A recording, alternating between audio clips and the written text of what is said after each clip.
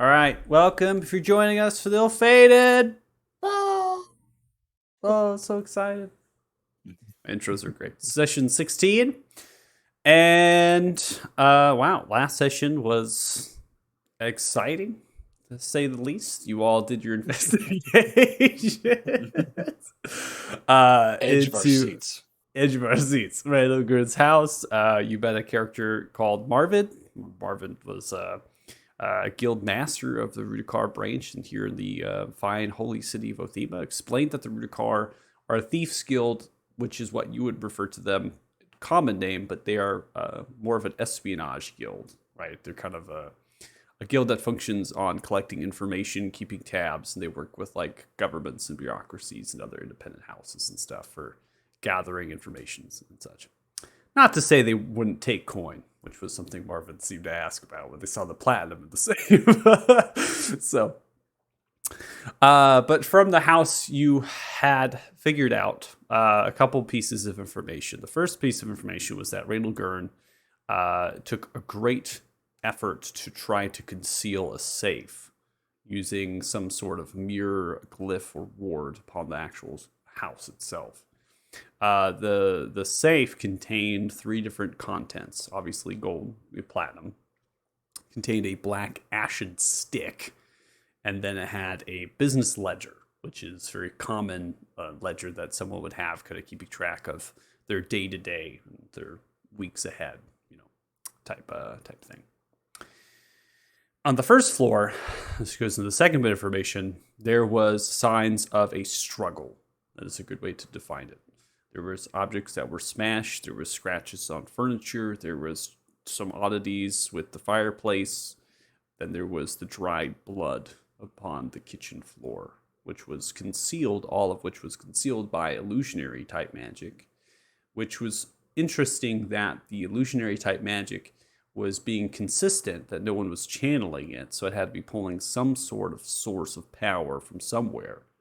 And that source of power, which you only found, was this mirror ward. But they are not exclusive to each other, right? So, meaning that whoever made the actual mirror ward, the glyph, was not the same person who could have casted the illusionary magic.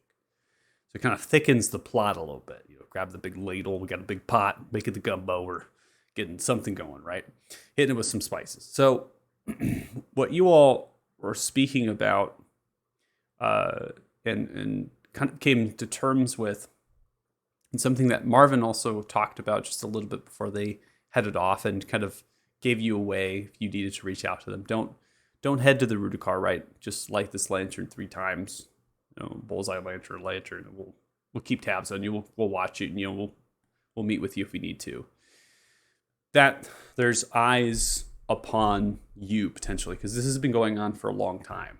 Right, and this is the first time a noble has gone missing, and now someone that you all know as is the collector, and someone that has been kind of put here for a particular reason. This goes now into what Lord Downfloor was now giving you all information, was not lying to you and half concealing, just not giving you the whole picture of everything, right?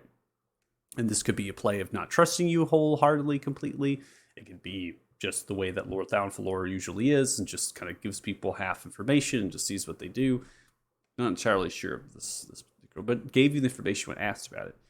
And that Randall was someone that was sent here by King Rildor Telthar. That was their position as the collector, to find the whereabouts of religious items, collect them, and stash them within the citadel, within the People's Palace. That's not what the whole office is centered around. And that they were sent here, and that Lord Downfloor was supposed to give them, hospitality, treatment, right, and help them. But Randall did not want help. Randall wanted to do this on their own. They wanted to not consume, but they met with Lord Downfloor, questions and other sorts of things. So the eyes being upon you, kind of, that really struck, and you were kind of thinking about who exactly we can trust, who can we go to, type conversation was brought up just a little bit. But you all being as you are, Lord Downfloor, we had to get the answers, we had to do that, went to them, and they also, asked, hey, well, I can take the stick and I can put it within the treasury. I can stash it away, keep it safe. If it's something that obviously Randall was safeguarding and protecting, but you stashed it yourselves, you kept it yourselves, put it within the the bag of holding, and then you've headed off. Now we're kind of closing up the night, wrapping up. You all have made your way through the streets, having your conversation about what has been going on, about this new light, everything that has been occurring to you. Your rooms, I believe, Zell's Flagon. It's where you're currently staying at. We're just going to open it up, most likely on that map, with you all around the table here, because that's going to be the easiest thing to do. Unless there's something that you all want to do as far as before you all sit around the table at the tavern and kind of open up the session. So, is there anybody taking any zigzags to any other places in the city, or just to be sure? We headed to Mountainside, yeah. For some reason. Yeah, I don't think we decided if we were, but someone Yeah. brought that up. I had brought it up because one of the things that was said was about particular other taverns and other places, and then there was a individual that was brought up within the tavern that is a common person to drink there, a common person to get beverages and certain things. So, but it's a cheaper tavern. You have an inn across the way, but it's up to all of you at this point. Kind of left it a little bit open ended. We closed out the last session, so I was kind of backtracking a little bit to see where you all kind of want to end up as the night concludes.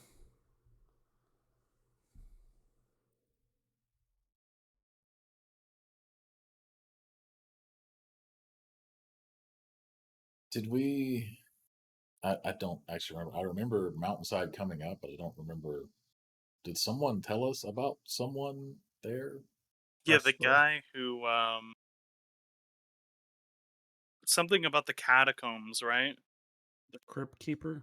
Yeah. Crypt Keeper. The Crypt Keeper. Mm-hmm. Crespit Ilyar likes to drink there as a pretty much a regular every night. So that was one thing that was brought up. Yeah, that's right. Yeah, I remembered it coming up. I just couldn't remember what.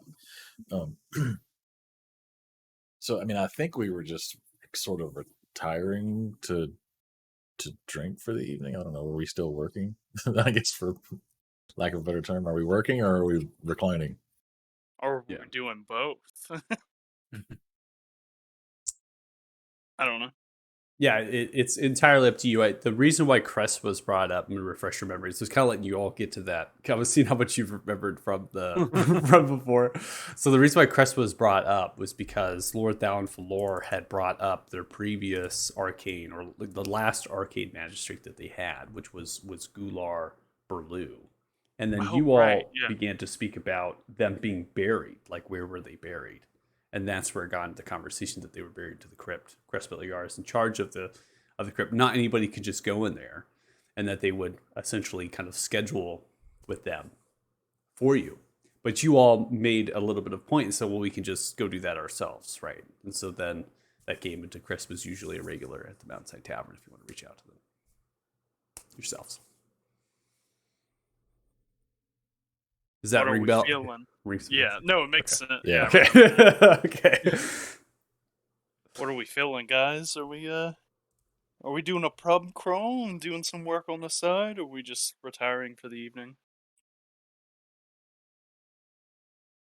Maybe a mix. As long as there are drinks, I don't care.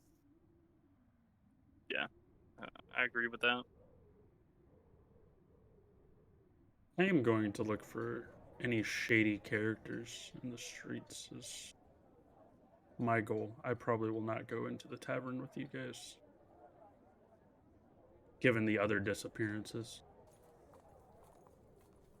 You see anyone following us, kill them. So you're looking for shady characters?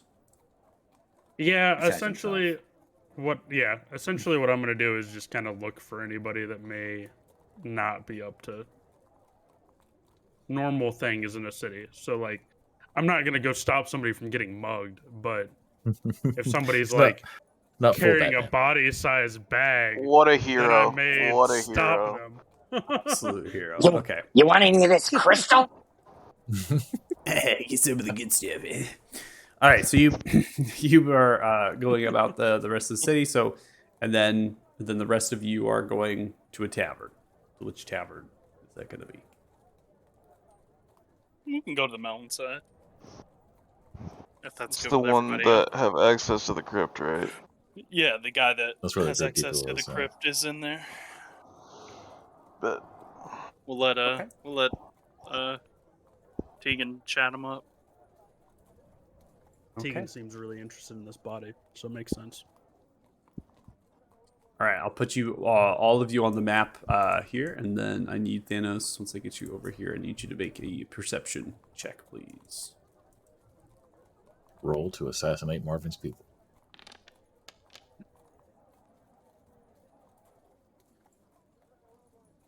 Oh, very well. So 15. You're pretty sure that from what Marvin was saying, and your eyes maybe towards the roofs of the buildings and through the alleyways and stuff, you don't actually see anybody with your perception check. But you have maybe a little itch on the back of your neck that would say, okay, there's probably someone catching the drift of the party a little bit and following, but nothing nefarious or anything of that nature, right?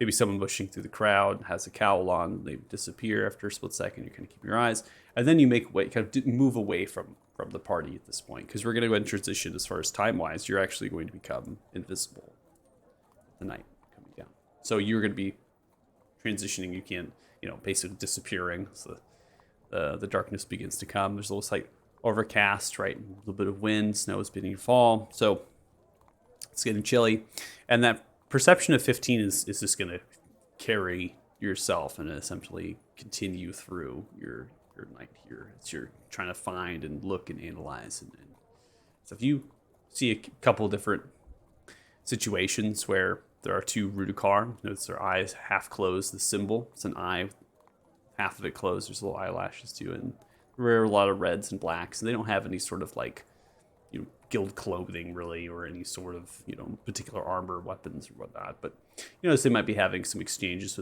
with each other and handing some things over, like scrolls and pieces of paper, maybe a couple other purses and stuff, and not trying to conceal it too much, but maybe having themselves turned away from the road. And other individuals, maybe a couple drug deals, that kind of situation. But you're not finding what you would be looking to see, bodies being dragged or whatnot. Maybe a brawl or two, right, from some disgruntled individuals at shops in the Merchants Quarter of Smith's Row, right? And so, merchants, but yeah, nothing that's really catching your eye at this point. So keep you on this map here, and so this is, I think, the first time that all of you have been in this particular map. So I'm going to give a description.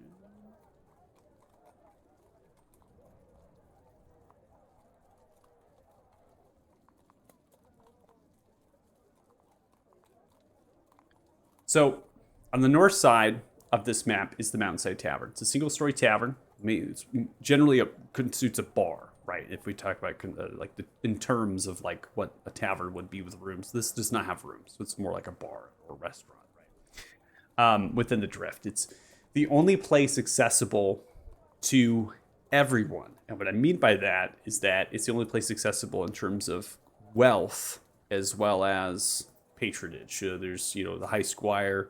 You can't just go into the High Squire. You have to be either a noble or someone that's pledged themselves to the Lord, right?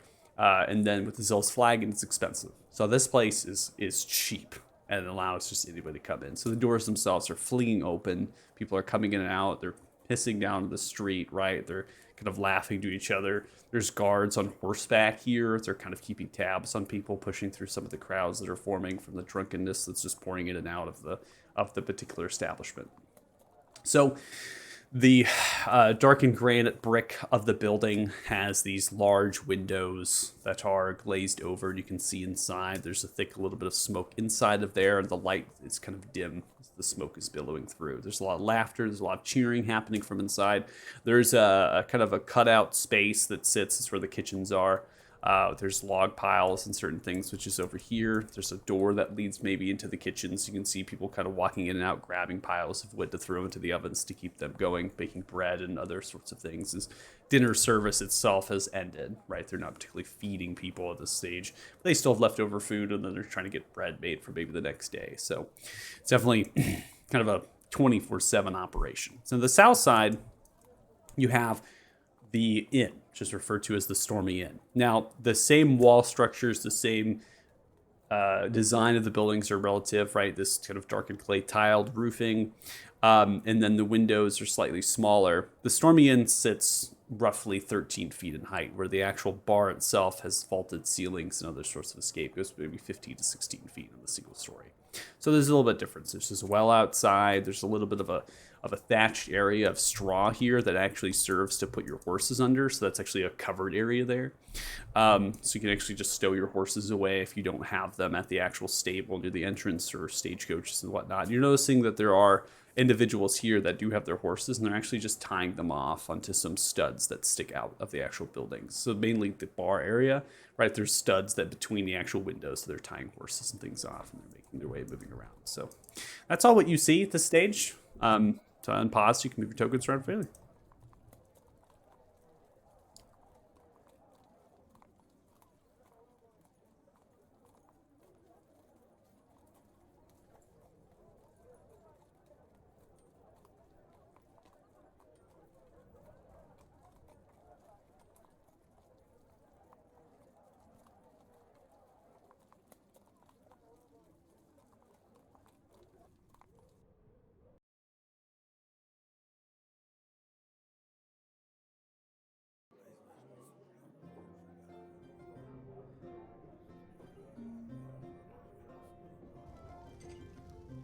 I'll look to Zeph and be like, if you want to find us a seat, I'll go ahead and grab us some drinks.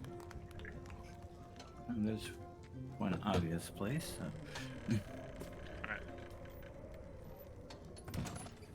Okay, so coming into the establishment, you have a bathroom kind of cut out that serves as a pillar space. The reinforced stone that sits around sits at kind of the center off to the right. You have fireplaces that align north and east, giving off their massive fireplaces, a lot of light and a lot of warmth.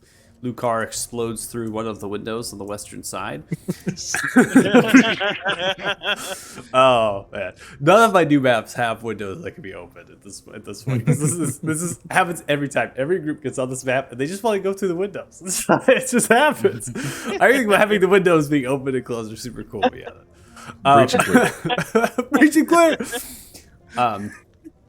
Wow. Okay. So passing into here, you have a wraparound bar that sits at a kind of an elevated 2 to 3 feet kind of space. So the staircase is just a kind of a gradual up to an elevated position that sits with the backdrop of the kitchen through 2 semi-arch spaces. Semi-arch space is roughly 10 feet. The entrance of the actual tavern itself, 8 feet. With kind of a 9-foot width. You have longer rectangular tables that sit off towards the fireplace towards the western side, smaller tables scattered around the common space, and then you have the bar seating up there. There's 2 particular figures that actually are serving and helping. Beyond that, you don't see a whole lot of others that are actually helping besides the cooks that are making way. One of these individuals is a large and tall human male, black, short, wavy hair, slight stubble, eyes are bluish green and sad. Wears a brown leather vest over a long green tucked cloth shirt. Brown trousers with a brown belt and an heirloom buckle. Black leather boots adorn the feet. The other individual is a small, petite human female, stands just shy of 5'2", with long brown hair that has been braided into a single ponytail that goes down the length of her back. Eyes are bluish green and has a pale complexion. So they're just working on the bar right now.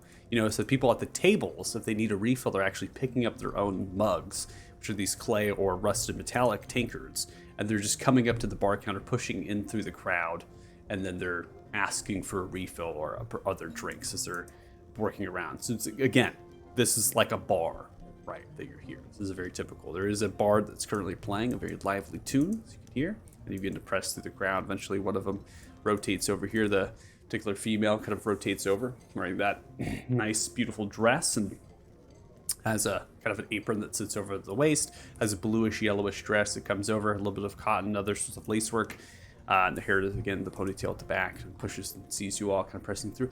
Is there anything I can get for you?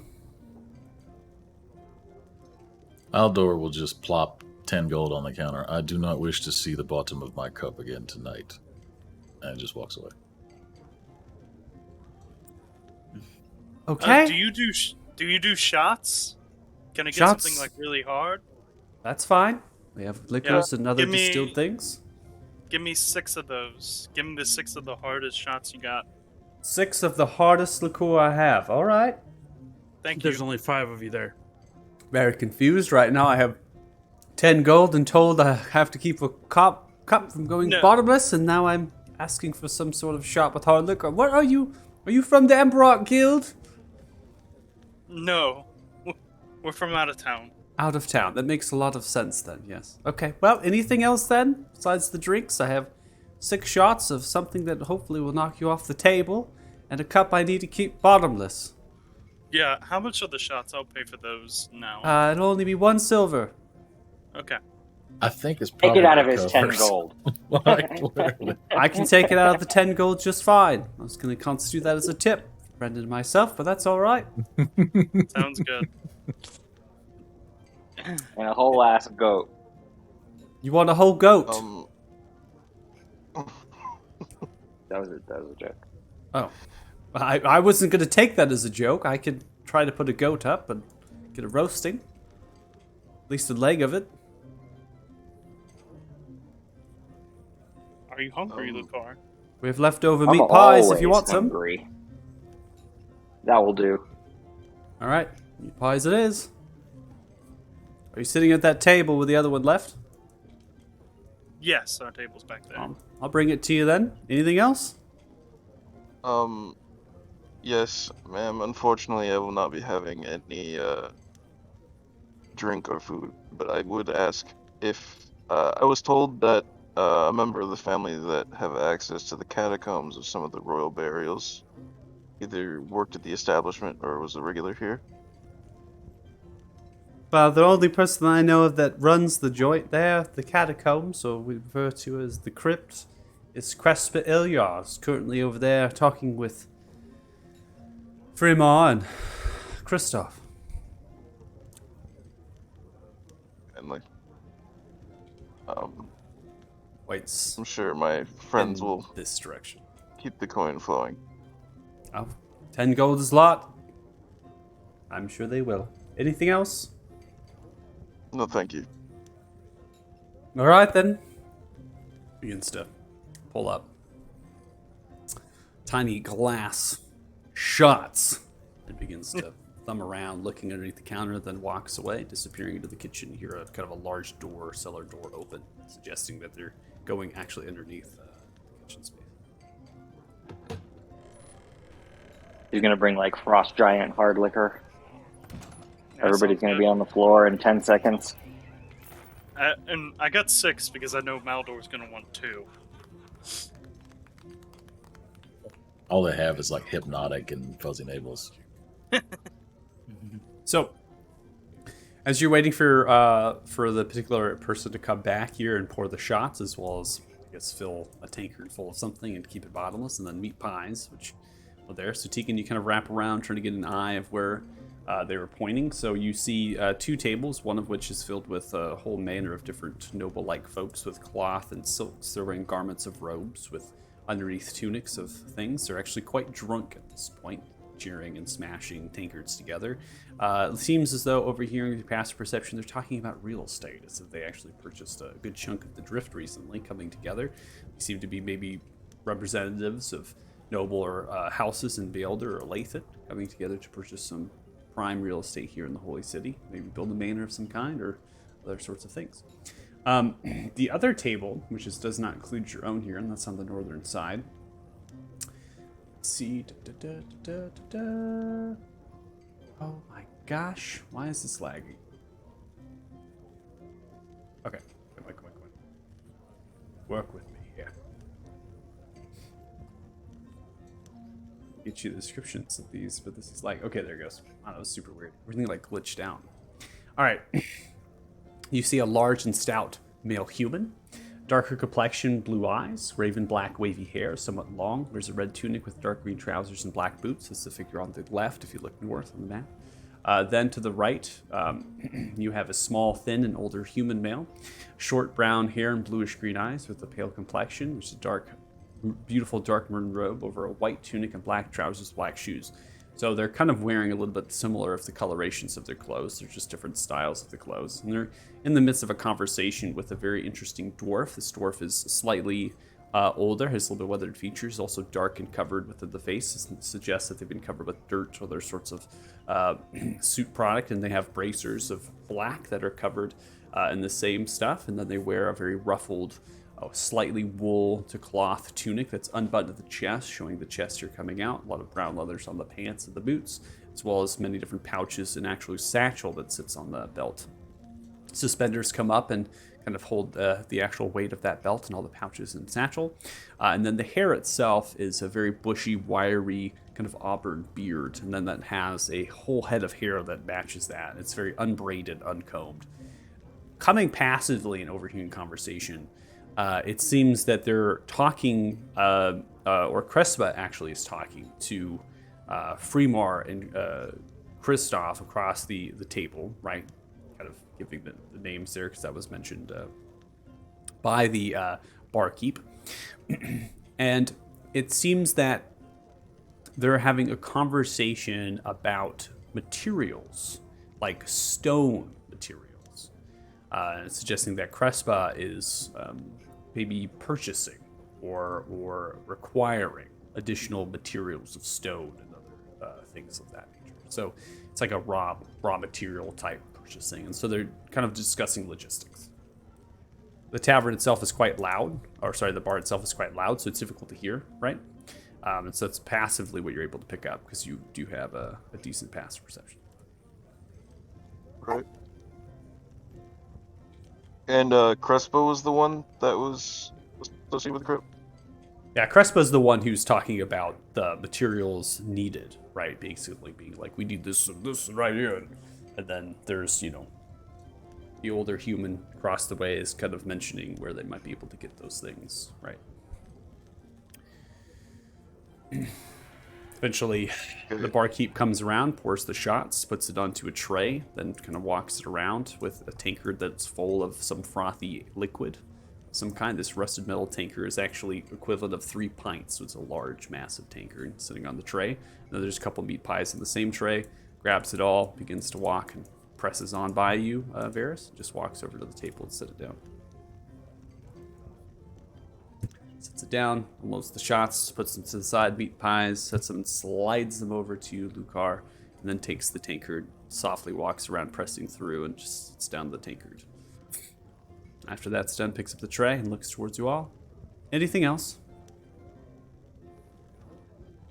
That'll be all for now.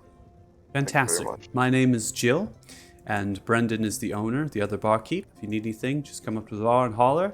We won't be able to hear you from here. Thank you. Thank you. Walks back to the bar and continues to help the clients that are pressing forward.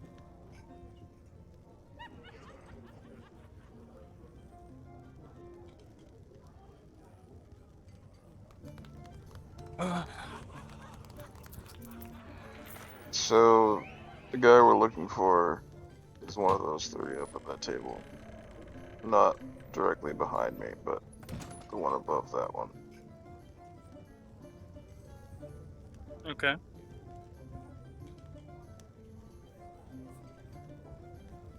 You got a plan? I mean, yeah. I'm just gonna walk up and ask. I don't think it's that big a deal, but since it's the Lord's business, I don't want to exactly have more ears than I would. Sorry, I'm drunk. I don't want to have people involved that should be. So what are you getting at? I want to make sure that there are the less amount of people that know that we're going down there, the better. Discretion is a priority for me at the moment. Okay. That sounds like you need to go sit by him and whisper, or you need to bring them here.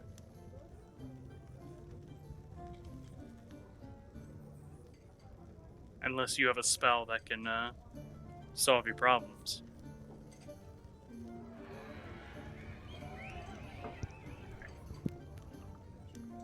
Michael, I'm sorry because I'm very bad with names. What was the name of the person that actually was associated with the crypt itself? Crespa Ilyar. I'm actually gonna type the. Yeah, he's one on the bottom. And then those are the two names that you. From the barkeep, who's now referred to as Jill. And then those were the two names that were given for the barkeeps.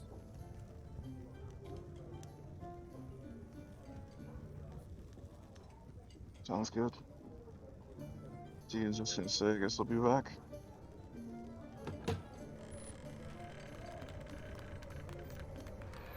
T is gonna approach the table. Yeah. You approach the table, kind of put in your posture. You see that Crespa's talking, kind of looks up, and the older human just kind of puts out a hand to kind of look and turn and stares up at you.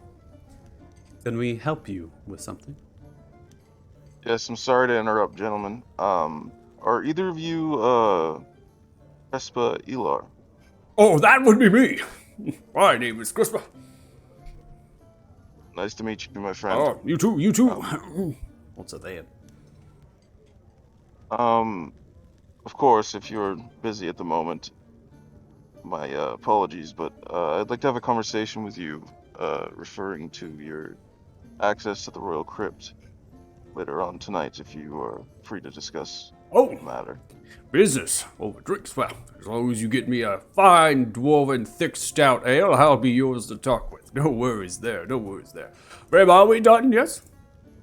Stands up, just the robe. I believe that will join our business this evening. You have to retire. It's been a pleasure, Chris. Sidesteps and walks out of the tavern. Oh, well, I'm all yours. Where's your table? Stands up. Just over there in the corner, if you wouldn't mind joining me. Oh, no worries. Well, lead the way. As he's walking back, I slide over 2 shots to Maldor. I'm like, to your health? To everyone else's. I'll just down them both. Yep, take Down one on as well. Shout out to that bottom of this glass. Cheers. Sits down on it. And this is Crespa Ilyar, the man we've been seeking. Crespa, these are my- How do you do, Crespa? Crespa? Holding up the hand, trying to get over the table. It's a door. Okay, so it's a little posture. Having to pull themselves over.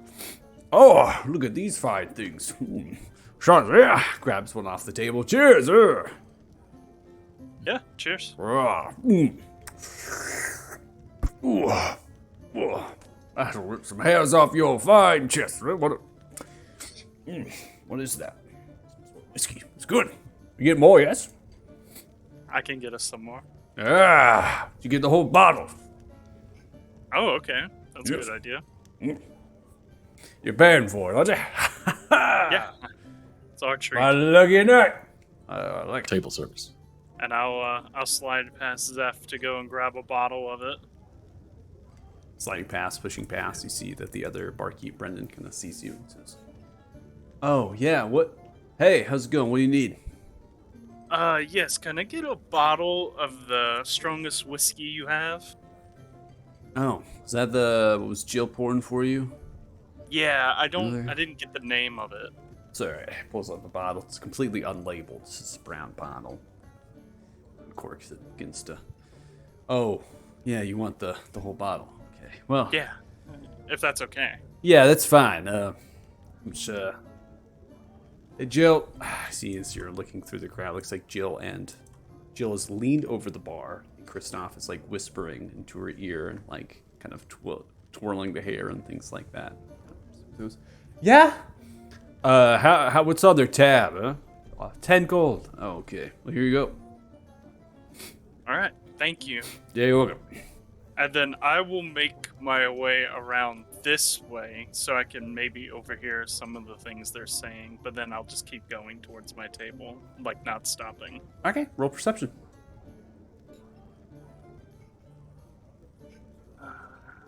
Perception.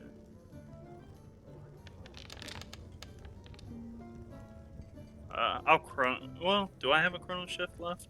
I do. Okay, yeah, I'll chrono shift that. I'm walking by. Committed to Do the I have a information. chrono shift? Like walk forward, you're going back in There time. we go. That's decent enough, I guess. All right, so a perception check of an 11 with a bar that's packed. You cannot hear anything that they're saying. They're whispering to each other, their ears and things twirling. Okay. I feel like I that think- happens like half the time. You do a chrono shift, it gets slightly better. Slightly That's how the better. dice do. Yeah, slightly better. And then with your passive perception, it's no better than what you're getting with active. So you can't hear it unless you get right up next to them. Yeah. I'll you know what I'll do? I'll go and I'll put the bottle on the table and be like, I'll be right back. But you'll carry on. And then I'll slip behind this pillar to where they can't see me, and I'll use the ring of invisibility. It's about the Frodo Baggins and shit. Okay, let's go invisible.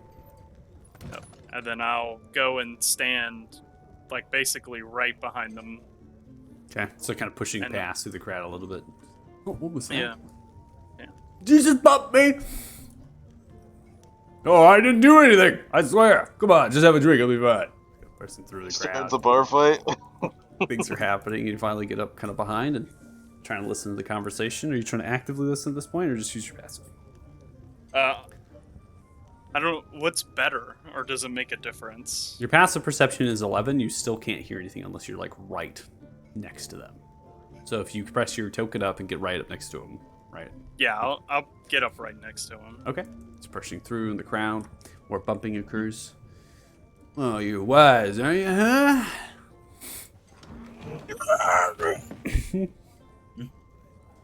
People start pushing, throwing fists. Oh god. See as they begin to push themselves back a little bit, stepping back, just kind of sees Kristoff goes, I'll meet you out back. Kind of pushes through the crowd as people begin to fight. They seem to separate other ways. Is there I'm an gonna actual follow like him. huge bar fight? No, people are just pushing and shoving each other. It's not like incredibly. Brendan's like rushing over, Okay. telling him to cease and desist. There's guard in here. They're kind of standing up and like, hey, cut it out! Come on, take a drink! What are you doing? Ruining my vibe. But yeah, I'm gonna follow him wherever he's going. Okay, he just presses outside of the bar here, and just wraps around the corner. My guard has 0 teeth.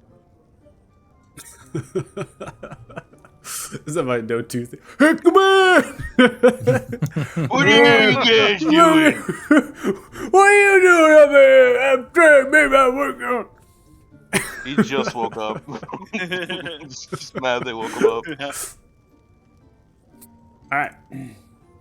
So, as you begin to navigate around, you see that Jill opening up the back area. Kristoff is looking around, just looking a little bit, and kind of sidesteps into the back here. Doesn't really care too much about who's looking, and just immediately grabs her and begins to make out with her, pressing her against the wall. Oh god. I thought this might be kind of important. And it's getting physical. I mean, to pour Yeah. There's- It starts getting, you like, pervert. brutally physical. I'm just gonna leave, and then That went is around no the ring of corner. invisibility. That's a ring of voyeurism. Yeah. Ring The ring of of peeping, ring of peeping Tom. Yeah, when it gets very physical, I'm gonna round the corner, and as soon as like I'm completely out of sight, I'll pop the ring back off and become visible again. You better hope Thanos doesn't And then see I'll you make do my way back into the tavern. Yeah. Meanwhile, Thanos is on the roof watching the whole thing. Thanos pulls out a Sorry stick. about that, guys. Had to relieve myself. Oh no. I mean, is that relieve myself? There's literally a bathroom door right here. I mean, you know, these Just outside. You know, it's a new city. I country wanted to piss country in the wizards, street. man. I love it. I wanted to see what it was like to piss in a street. I've never done it before. He's gonna write about it in his journal later. Cresta, pouring shots. He's used to just pissing on servants. Now, God there's damn. a saying that my people love to do. Back in the dwarven city of Tholnir. Let it rest in peace. Ah, the package! Yep. Yeah. Package? Yep. To your package. Ah. Gets to fill it again. And a fine dwarvish saying of good deal, good business, and good favor. Rumgall! Yeah. And And I'll grab the bottle from him to like pour a shot, but it's really to slow him down. So, you looking to get into the crypt there? Yes. Yep. Probably not this evening, but tomorrow morning would probably be better for the rest of us. Well, what business you have in the crypt?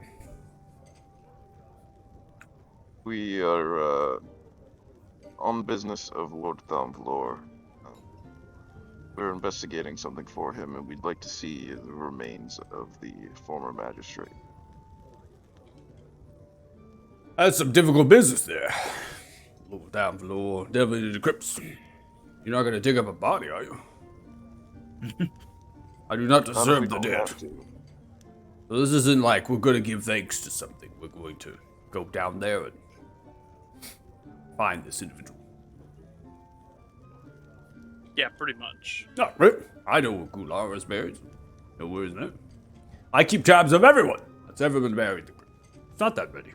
It can't be too large. See, it's built by the Sular Kingdom, the great hands of dwarves. It became very apparent that the roots of the Sun Tree are thick, large. They grow over the expanse well underneath the city.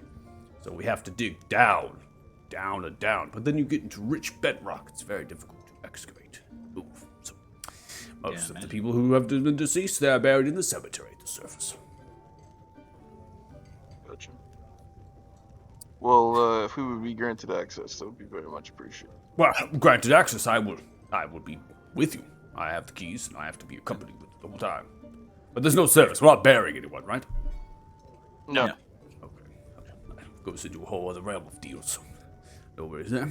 Well, no more drinking. Business has been concluded.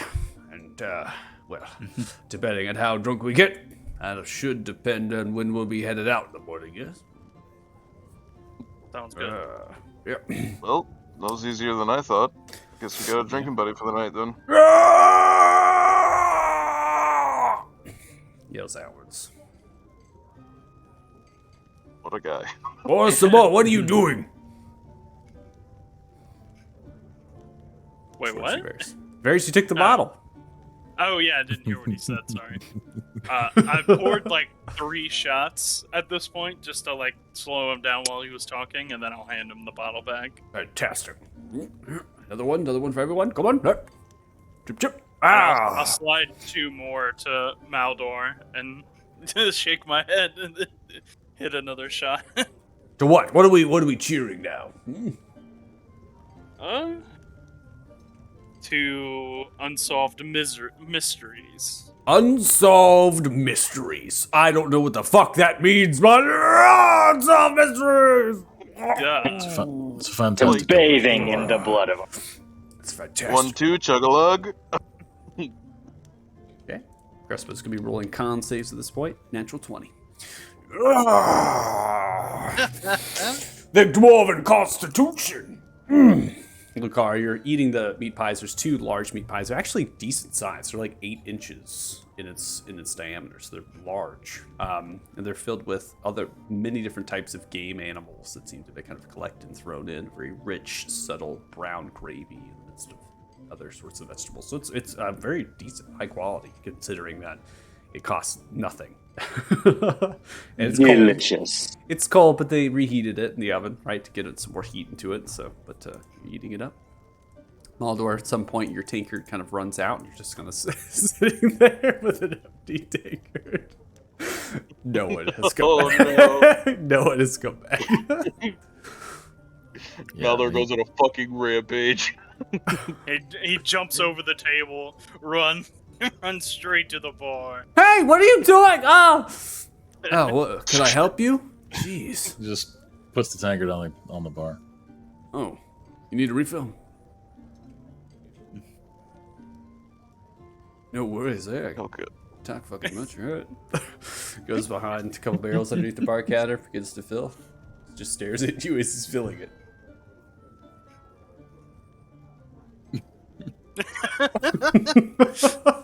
Stops, sits down on the counter, slides it over. Are we done? Is that it? All right. Fuck me, right? Jeez. Jumps back over the table. What is that guy? Straight over. Damn, Maldor, that was impressive. I think I'm gonna message the barkeep and be like, "There's a big tip in it if we don't have to get up for refills." You see, as there's a big you're messaging the barkeep, big The tip in barkeep. it if you get through. Okay. So you're messaging Brendan, right? Barkeep. Yeah. So you send the message out. Just looking around. What the fuck? Just like doing He like face palms and he goes, "Motherfucker!" He just messages again the table in the corner. stares and looks. Hey, are you talking to me? Face palm Fucking wizardry without is looking, the just shit. gives a thumbs up. All right. This now, Jill comes to the counter. You can just see barely some of you with the actual bathroom. Because good sight blocker here, so some of you get to see, but the completely in disarray, just fixing themselves up, definitely flushed in the face, and they've been gone for a long time. It's been literally half an hour at least. Just gonna guess the time clock versus how long you've actually been here, almost an hour. So Pick up the next shot. Just Hold it up themselves. to bar bathroom babies. as you hold Somebody it up, you else see was that rolling some Kristoff comes in, conces. adjusting their tunic, and kind of stares and looks over to you all, and kind of waves, makes way, and looks towards Crest Booze, kind of sloshed looking. Oh, did Fremar leave? Oh yes, headed out and do drinking. Good on business. Don't need anything else, Kristoff? Oh, I can join you if you want. My name's Kristoff. How you all doing? I'm good, man. How are you? Doing good. Doing good. You all out of town? I haven't seen you here before. Yeah, I'm actually from a different continent, so it's been Different- quite a ride. Different continent. Wow, where do you come from? A little island in the Glyphmark Bay. I'm a friend of a noble that wanted me to come check out the Sun Tree, so and write Wow. about it. Wow. That's quite a tale, quite a story. Yeah, they paid for my whole journey here. Paid for it all, huh? Yeah. Well, I thought that all the ports were closed down. I didn't think anybody was coming in. When did you actually arrive? A while back, it took us forever to get in. Wow. Probably like a couple years ago.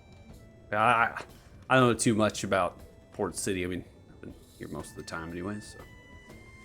Well, you care if I sit with you a drink? It looks like you're hitting that bottle pretty hard. I can help you out. Sure. Why not? Awesome, Join fantastic. us. Moves over to another table, pulls a chair, and sits down upon it. Pours it out. Chris was like, all right, well, cheers, cheers all. Downs it, sets it down. Just sits there. Well, where else are you all from? This one's yeah, what's up? I was gonna say, what's your story? What do you do in town? Oh, well, I work for the Commoners Guild. I've been working there for, I want to say, upwards 6 months now. I was born and raised in Rolandar, and kind of a trader child, so I moved around a couple times, different towns and things, and ended up getting over here looking for business and whatnot for trade, and then all of a sudden I found, hey, look, need some help, and settled myself up. Don't really know too much about administration or anything about city planning or anything, but I got good spirit, so that's what Freemar's looking for anyways, and I help take notes and pay attention, and good enough, huh? You guys done any domestic renovation jobs recently? Oh, yeah, of course. I mean, the whole city's changing.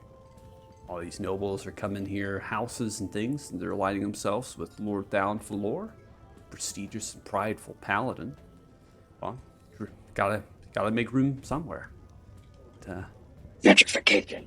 fortunately, the Drift is one of those places.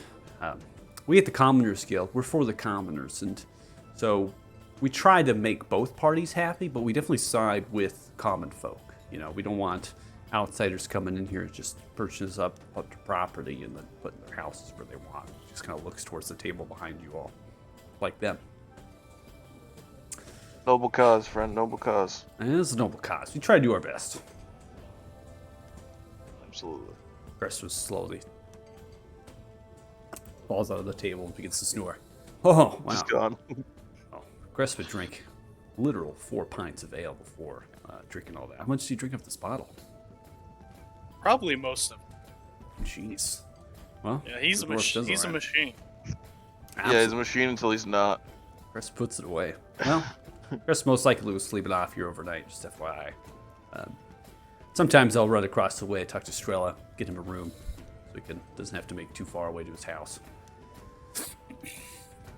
Let him sleep just for a little bit. Does he do this every night? Not every night, no, but doesn't have family, so anywhere to kind of come here and has friends with the guard, a couple other people in the city, so they kind of get a little thing going every so often. Probably find him in here getting drunk probably 3 times a week.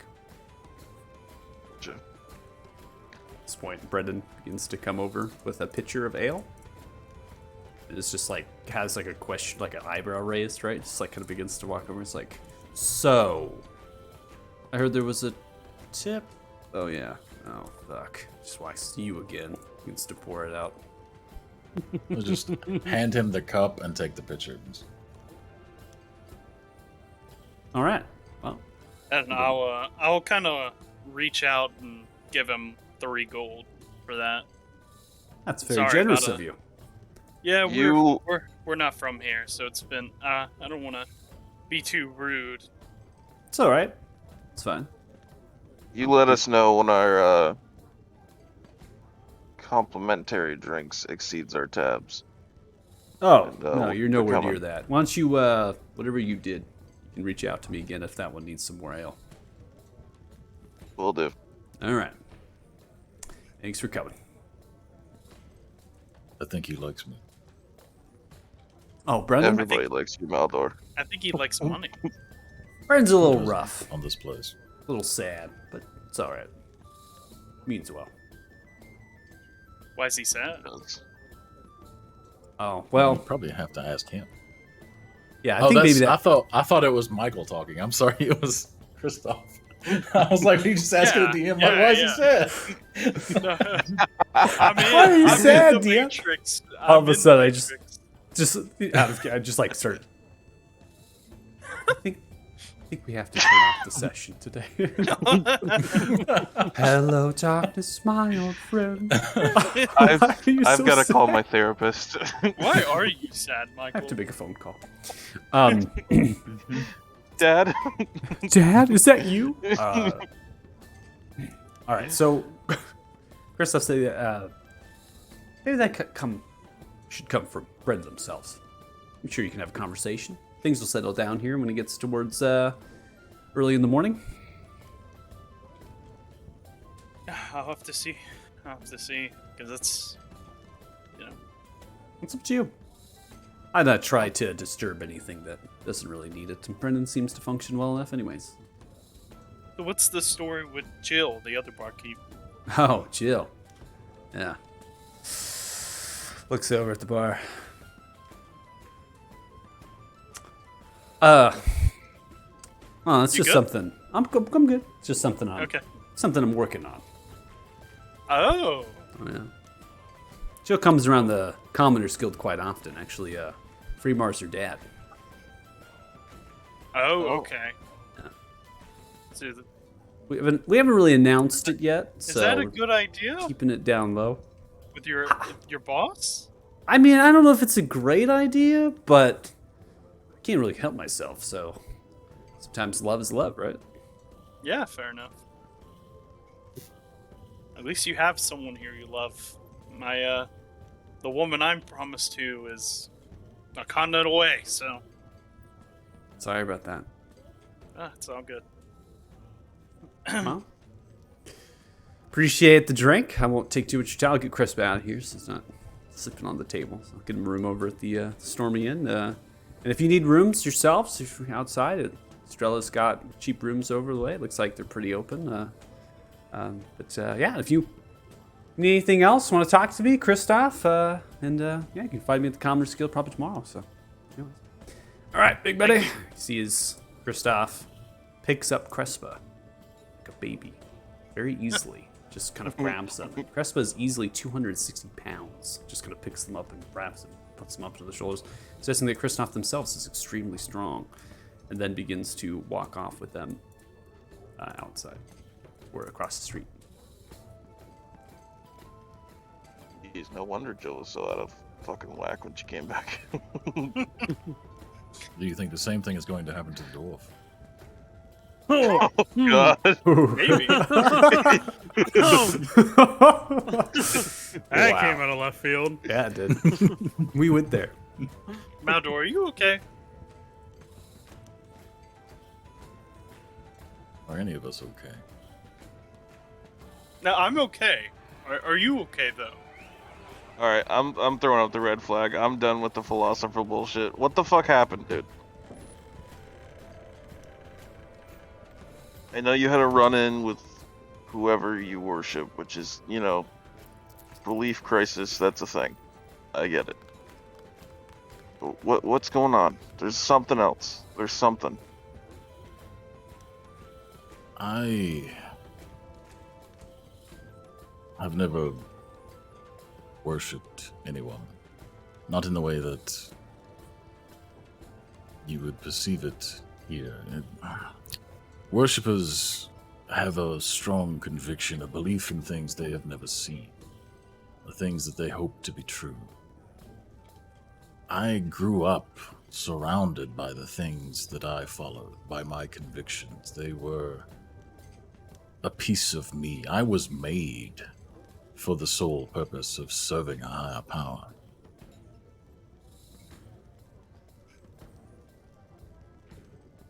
And he was surprised to even know that I still live, and entirely disinterested in anything that was happening on this plane, or our quest to squash these dragons and whoever their master is. He basically told me I was on my own.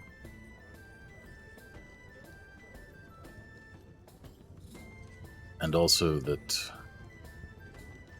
not in so many words,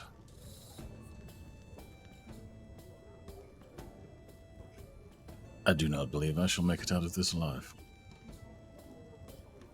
I wonder if any of us will.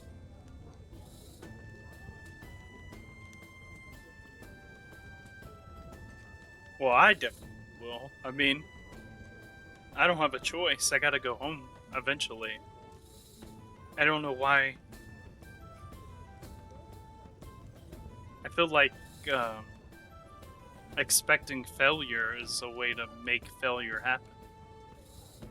I did not say we would fail. Just said we may not live. Death is not necessarily failure. Guess me and you see failure in a different way. Death does not bother me as long as my enemy is vanquished. But it's worse than that.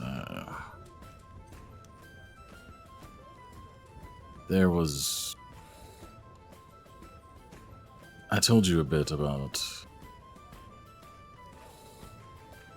the divine being that served as my guide, yes?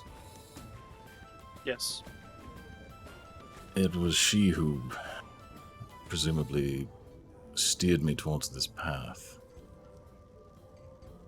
that led me to my own personal failure, perhaps.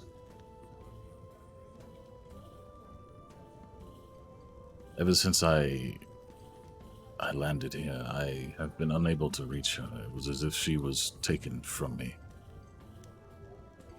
She used to come to me in dreams. Every time I closed my eyes, I would see her face, surrounded by pools of shimmering starlight, whispering guidance, dreams and aspirations, comfort. But since coming here, every time I close my eyes, it is darkness, pools of fire, twisted faces, and gnashing teeth. Chaos!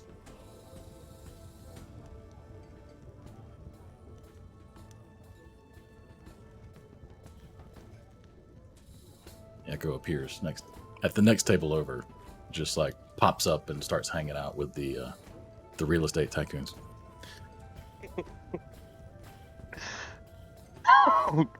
Maldor?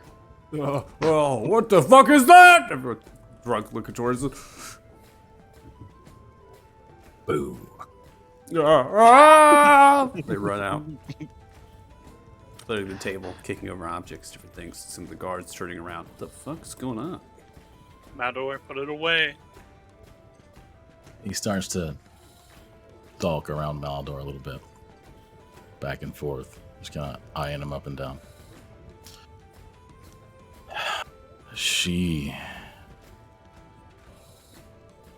I don't know where she went. Come on, you're so close. You know the truth. Say it. The bitch lied. Say it. Shut up. You are nothing. You know nothing. Say it. No. He will the echo away.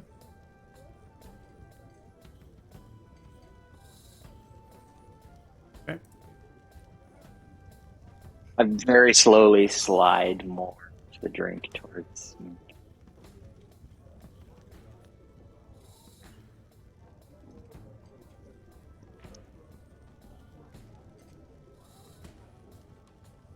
She lied.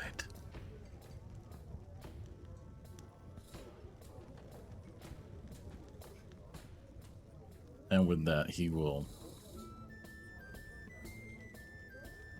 convert into his necrotic form as the echo takes over his face.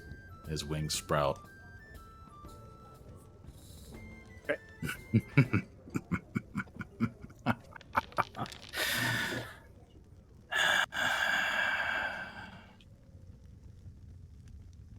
Are we saving again? I guess we have to, right? Yeah. Rip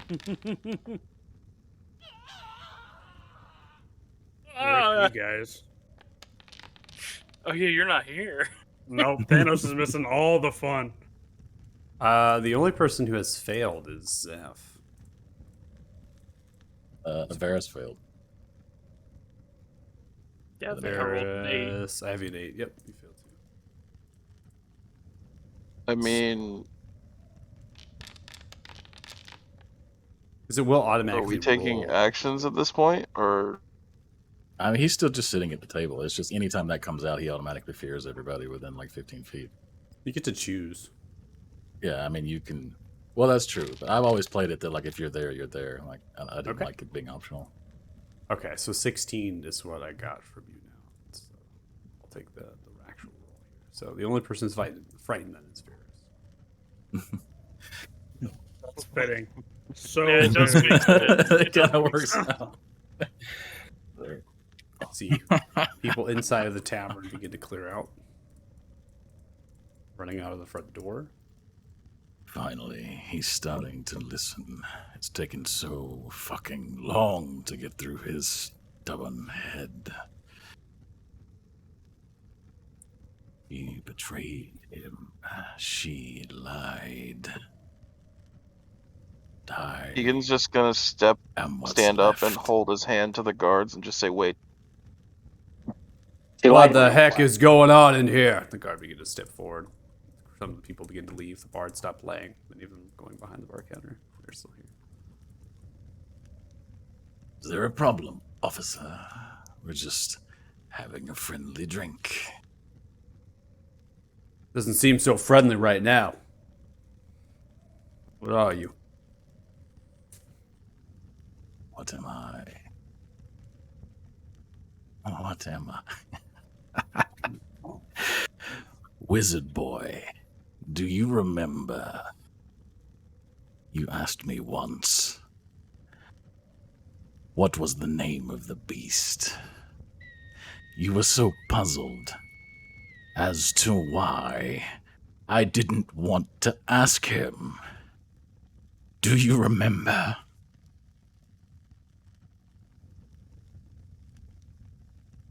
I was kind of looking around at everybody else, being like, dude, what the fuck do we do? Ask me again. What do you want me to ask you? What is my name? What is your name? His name. My name is Maldor. And I am a monster. And he'll drop the form. Okay. Dropping the form, you hear a crowd beginning to form outside as the guard monsoon whistle is actually blown. And you hear horses and different things happening from outside. Dropping the form. Egan's gonna walk up to the guard and just be like, hey, listen, sorry about that. My friend, he has a condition. I'm sorry about that. I know it might have been frightening. Don't worry, there'll be no harm brought to anyone. We're happy to leave. I'm sorry for the inconvenience. I think it would be best you got out of here. Roll persuasion.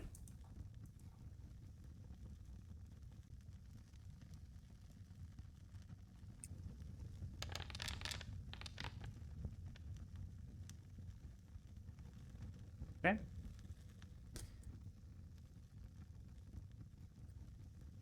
By all means, you guys have a good night. Sorry again for the inconvenience. And I just give everyone a very knowing look and motion everybody out. Okay. Side steps over. Get on out of here now before I put you in manacles. On my way out, I'll go to the bar and give them an additional 10 gold and be like, I'm so sorry for the, Whereas you begin to try to sidestep walking towards the bar, the guard nearby you puts a hand onto your shoulder. Exits that way. I'm sorry. Can you give this to the owner? I just wanted to repay some of the lost business, and I'll give him the 10 gold. Takes the coin. Or then I'll exit. Oh my god.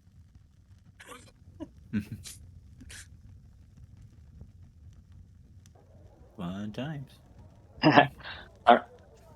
On our way out, I look over at Maldor and say that this is the most excitement I've had in several days. Straight Out the windows. Out the window. Well, I feel like you need to efficient way to label get out the of the building. door.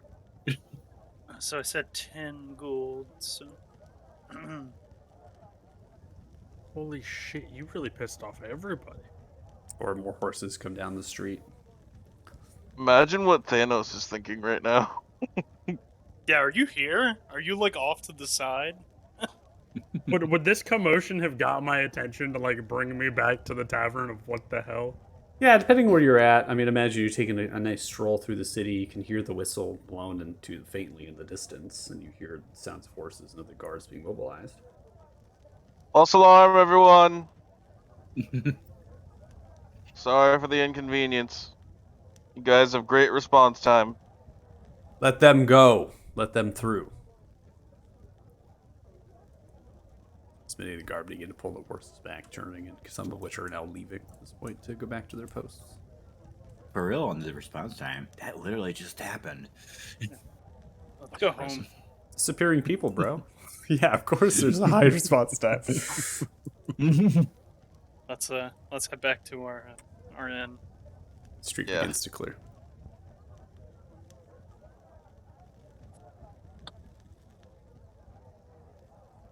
I'm gonna check Maldor and be like, are you okay now? I am what I am. You didn't answer the question. Would you like to hit things? Always. Listen, man, just leave him alone. He's gonna be all right.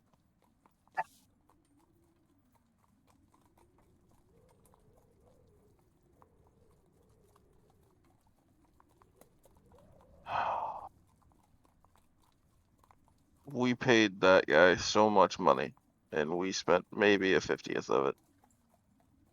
Yeah, we also cleared out his bar. It's fucking 11 o'clock on like a busy night. People are gonna go back in. I still feel like we owed him.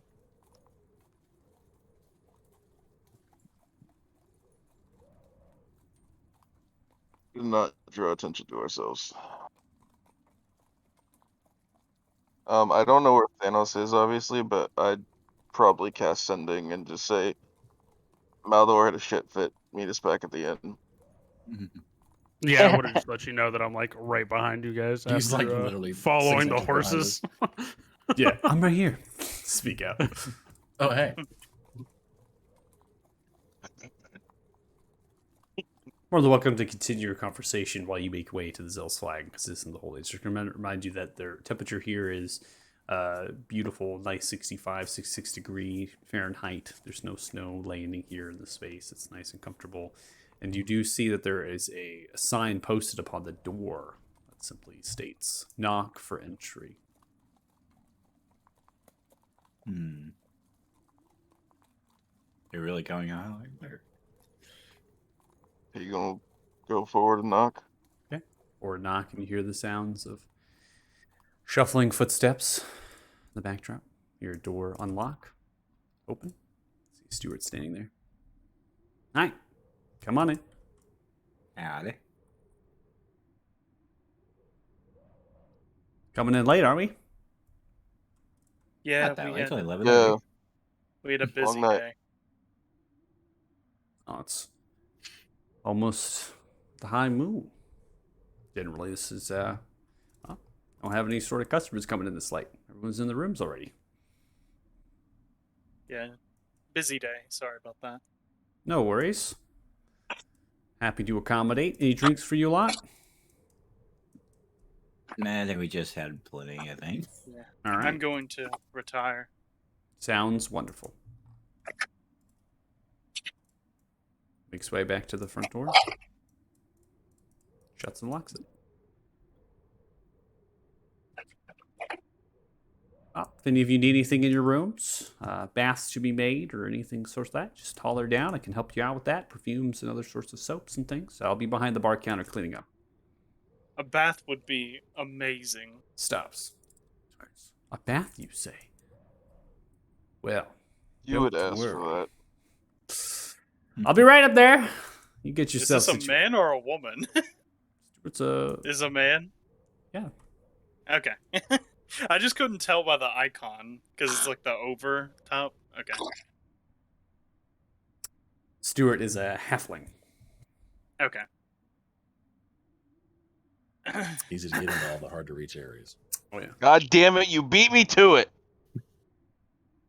All right, so passing upstairs, there's no second floor here. So obviously the rooms themselves are very nice, but this is what you pay for. They have their own bathrooms and washrooms in there, and a segmented space. They have queen size mattress, other sorts of accommodations. The only thing that they don't have in here, you can find all manners of things in here. The only thing that they do not have is their own independent fireplaces. There's a common area that sits right up the staircase, and then that goes into the two different corridors or hallways, and that has a fireplace there that's kind of crackling when you go up there. There's a couple different couches and lounge chairs and things, but the temperature is always constant in the space, so there's not really a reason to have fireplaces in position of these rooms. Just more upkeep. So eventually you can get into your rooms, beautiful single doors. You can lock them yourself. There's a chest nearby underneath the bed, there'd be rug, kind of cotton to silk wool sheets, and there's wardrobe, there's a mirror, there's shelving units, right?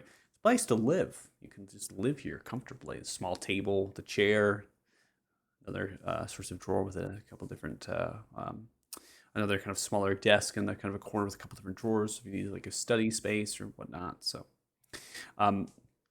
eventually get yourself settled in, get yourself into kind of position. There's candlelight that you can light your own. These sconces that sit upon the walls, of course, are already lit for you, but you can put them out yourself. There's kind of that little tool that you can kind of put candles out from a distance. So if you need your lights out. Eventually, I say eventually a lot, but Stuart comes up upstairs, knocks on the door of Varys, and you hear the voice coming from behind it. I have your water ready. Thank you. All right, no worry. Comes And I'll in. just follow him. Your washroom is in your room. Oh, it's in here. Okay. Yeah, you have a bathtub in your room. It's adjacent. Oh. It's like it sits in the same space you have your fixtures for your bath, or Okay. extra toilet and Yeah. things. There's actually a wash basin. It's just a circular tub. It's not very large, but it's big enough, to put your body into, and a couple of shelving there with already pre-done soaps and perfumes. And Yeah, has I'll hit like that Witcher bathtub scene where he like has his feet out, but his body's like mostly in it. So Stuart is just running buckets at this point of nice hot water, right? And there's buckets pouring in, and then kind of looks and grabs a couple different caddies and sits them down and grabs brushes and other sorts of stuff and just stands there, right there next to the bathtub. All right. Do you want to disrobe? I'll go ahead and wash you. Oh, you wash me. Well, yeah. Is that normal? Yes. I feel like Varys has probably been washed before, right? I mean, Paid for a Yeah, room. but a lot I of don't people he know. Out I of the knows. don't- bath. This is part of the service. You can I wash didn't yourself know- I if you'd don't know like. this. No, it's okay. Thank you. Yeah, I guess I'll get undressed. All right. Turns around. You hop And into the I'll- water. Begins to I'm gonna grab like a bucket and like pour it over my head. And as I pour it over my head, just be like, "What the fuck are we doing, man?" Gets to massage your head with soap. I don't know. I don't know what it is you're doing. Why don't you tell me about it? It's a long story. We're gonna be here a while. I have a friend who's very sick, and it feels like the more we try to help, the worse it gets.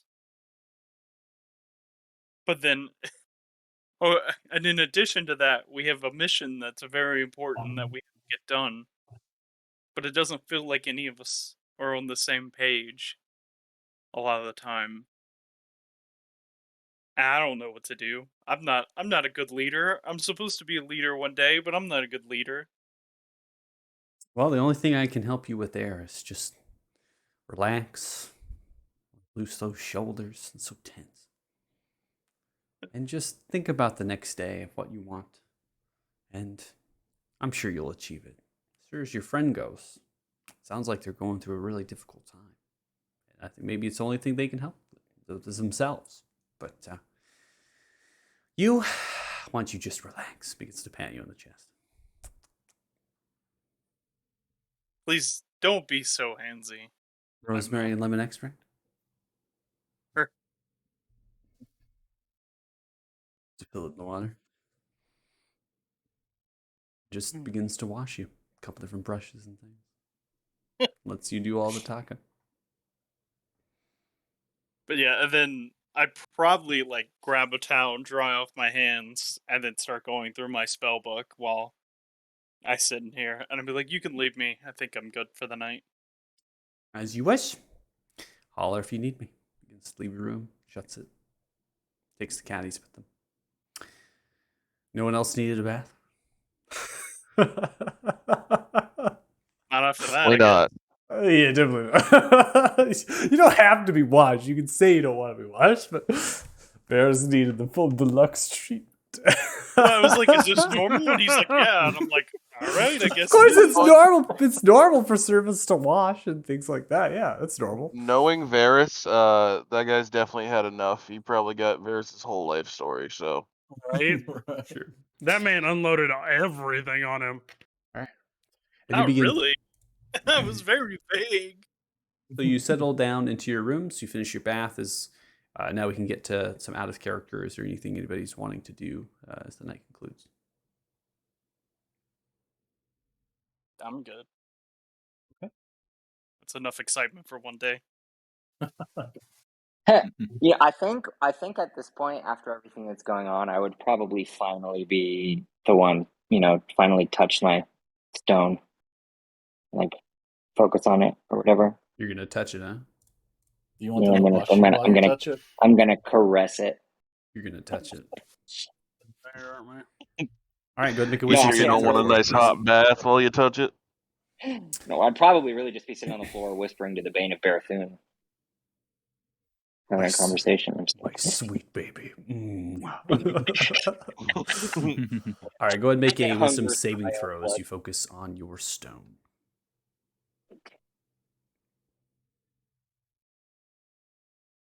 Which ones? Wisdom saving throw. Wisdom. Ooh. So, Car, as you are focusing on your stone and trying to get yourself resolve and focus, you feel as if your vision is there and sucked into the stone, and you're almost in a state of meditation for a period. But as you focus for nearly half an hour, nothing comes to you. Interesting.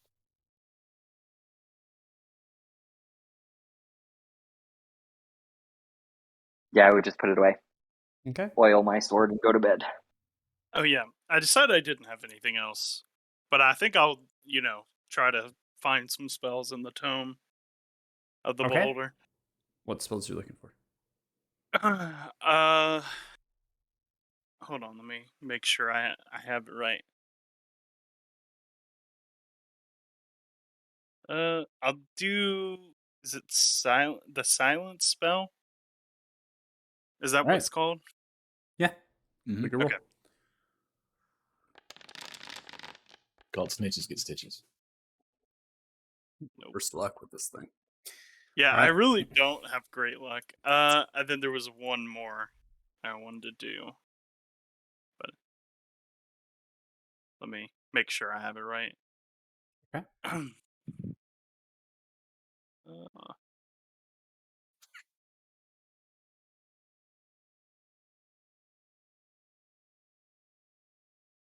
God, I see them at one point, and I'm like, yeah, I want to do. Oh, knock. Yeah, I want to do knock.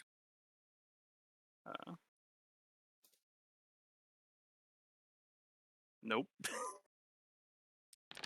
I think I'll end it for the All night right. after that. Looking through the tome of the beholder, you do not find There's either of nothing in these here. two spells. Kind of trying to figure out and see, just don't find it. Perhaps the bath is just so soothing in your eyes, getting so tired. Yeah. You get fatigued looking through all the manners of pages in this tome, and close it up and feel yourself ready for a bedtime sleep. Anybody else? No.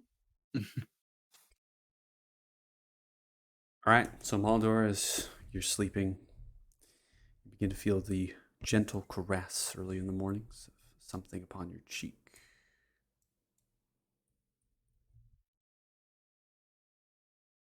Voice. It's going to be okay. Feels like it's the voice of Linnea.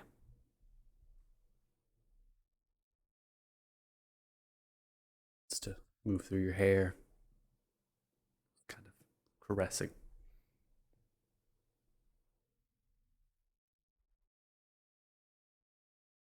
Who are you, really? Why have you done this? Shh. Just sleep. It's going to be fine.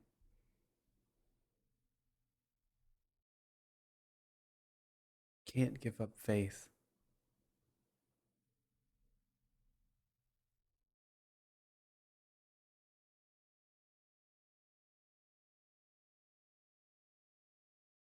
It was my faith that led me to the answers that you had betrayed me.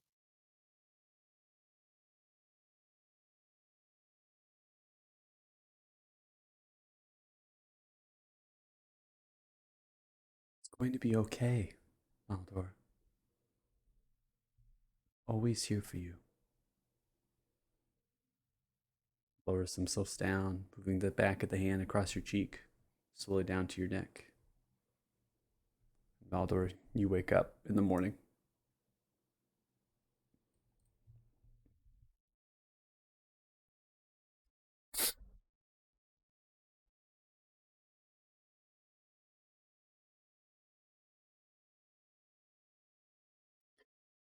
You wake up in your rooms.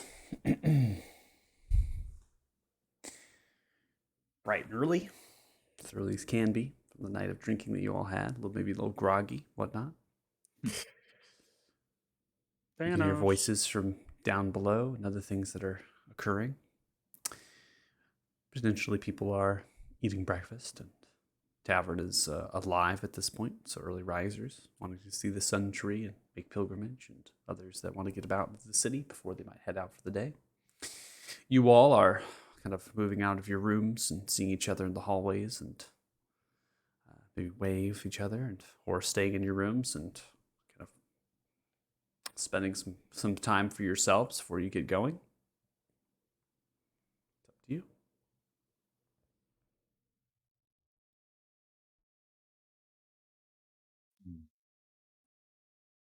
So what did you guys find out last night? Did you guys get access to the crypt?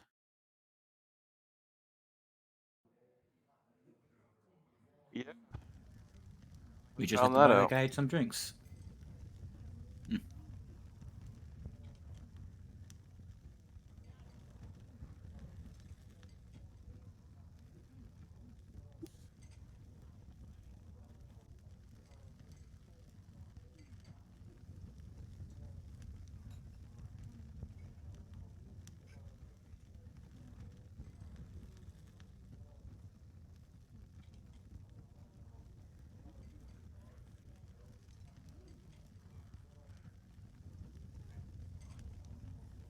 To make your way Varys. to the table. Go for it. I would Yes. like to apologize. You don't need to apologize. It's okay. I feel at times it has seemed as if my wrath and fear has been pointed towards you. But understand that all of the anger and fear and loathing that I hold is for myself. And I apologize if you've gotten caught in the crossfire. The only reason I ask so much is because I want you to be okay. You know, I want this group to work. I want us to accomplish what we need to do. And then I want to go home. Selfishly. So if I'm pushing too hard, just stop me. You've done nothing wrong. But I don't blame you for any of this.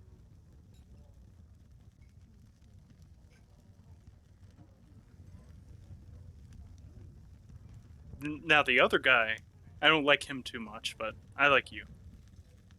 I think you missed the point. There is no other guy. That is what Helm told me. That is the truth that I discovered. But in fairness, I already knew. I just didn't want to admit it. He is So- simply all the worst parts of me made manifest. My anger, my wrath, my lust for vengeance and violence.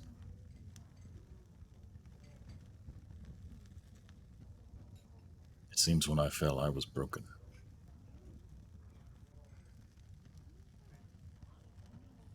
It's normal to feel that way. I'm angry too. I went to a library and read about my kind being killed, and for only the reason that they were scared of a few arcane users. They killed multiple and they destroyed a school, one of the few schools here. So I get your anger. I don't get your anger, but I understand feeling it. And it's not wrong to be mad.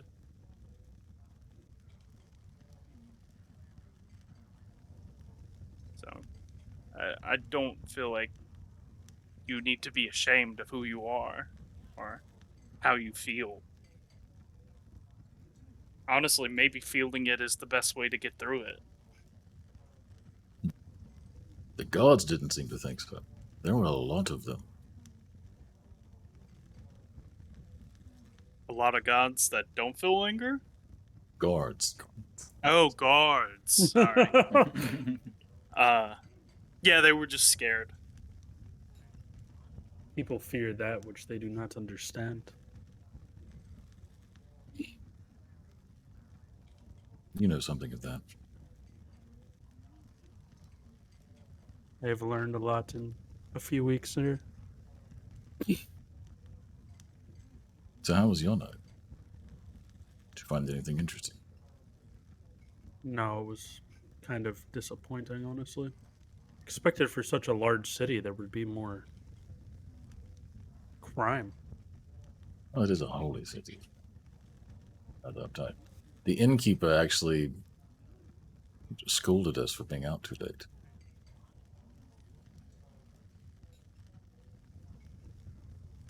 It's true.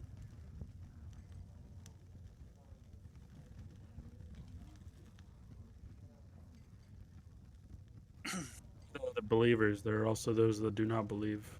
I feel like that just there's balance, right? In the natural order of things, it would seem so.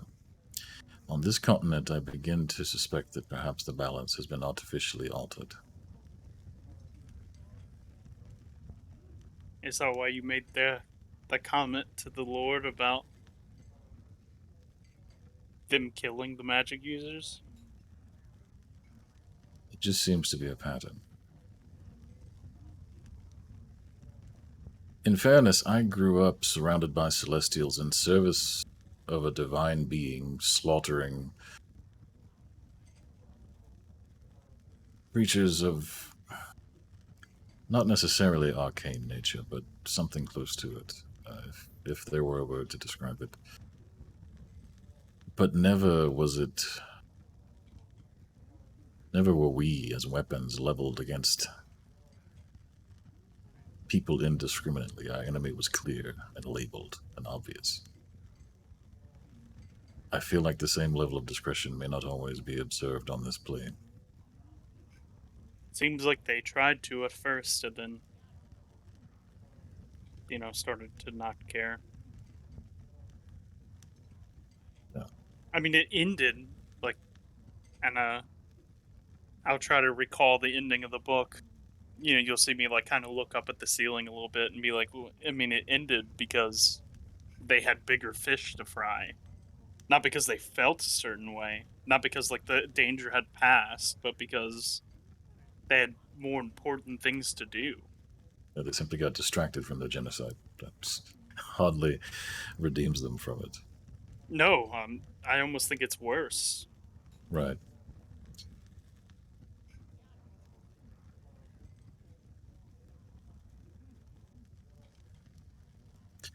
Our enemy has made a pact with something that I long ago swore to destroy. Regardless of whatever path I've been thrust upon, and by whom, that is still my enemy and I mean to destroy it. But everything between here and there, the lines are not so clear.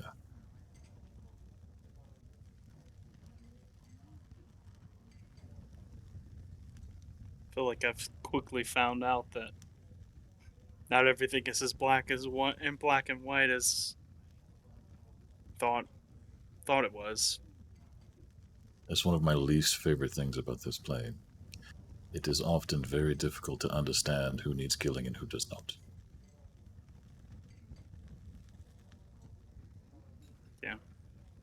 When I left home, I thought everything was, good people do good things, and you reward them for it, and bad people do bad things, and you punish them for it, and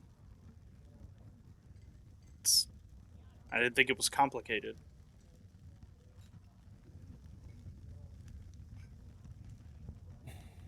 Eventually, Stuart comes wrapping around the table here. Well, good morning. You all got yourself settled in. Fantastic.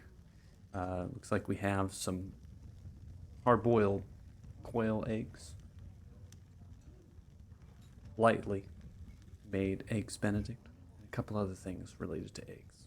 So, it's a lot of egg action. But we can make whatever you like for breakfast. Fruits and other sorts of things are fresh, of course. So, breakfasts are accommodating with the rooms. So, I can get you just the regular, what we got cooking right now, and get that out for you. In relation to eggs or big requests. And I also have an apple. You want an apple? Yes. Oh, of If course. that's okay. I can get you an apple, yeah. Thank you. No worries.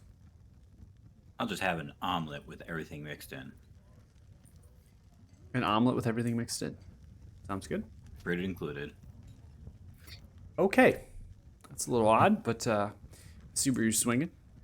Hope you make it. Anybody else? Anything for breakfast? No? Just Take your the meats. usual. Usual.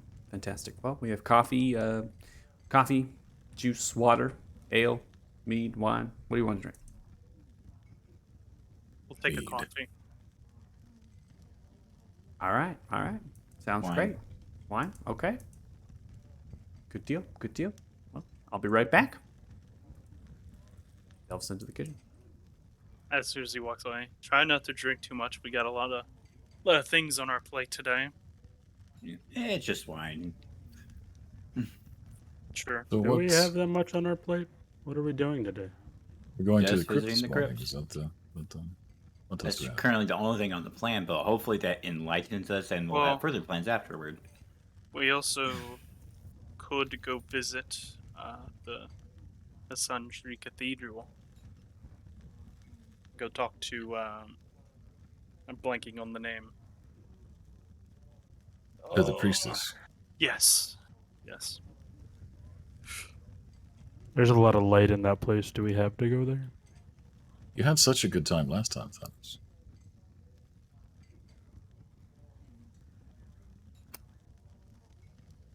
Thanos is just gonna like give you the side eye and just drink some of his water. That's it. You know what you really need, Thanos, is a way to make bright places dark. A parasol. That would be hilarious. A giant parasol. Thanos just An whips enchanted out- parasol of darkness.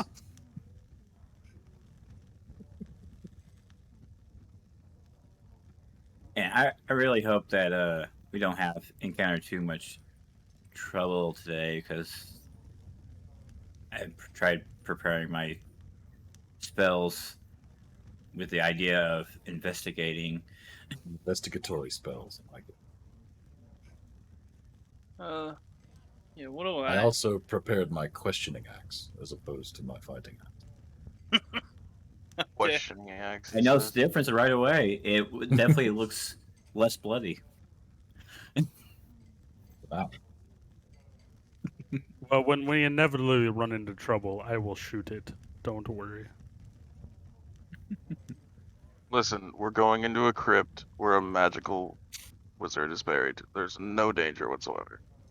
Yeah, Totally that doesn't fine. sound like anything could go wrong. Really hope it's not still magical. We'll be Alright. fine. Where is Tegan? He's still asleep. He's just talking to talk. He's just sending from his room. He's like still in the bath. Didn't y'all 5 take more a bath? minutes. It was wonderful.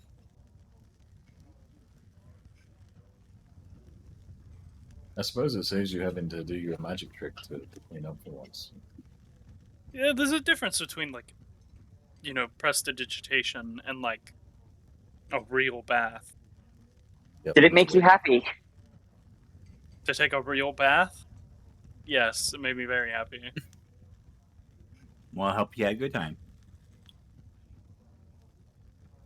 We'll have to think about too. Bath? Yeah, that's a great place to think. You should try it.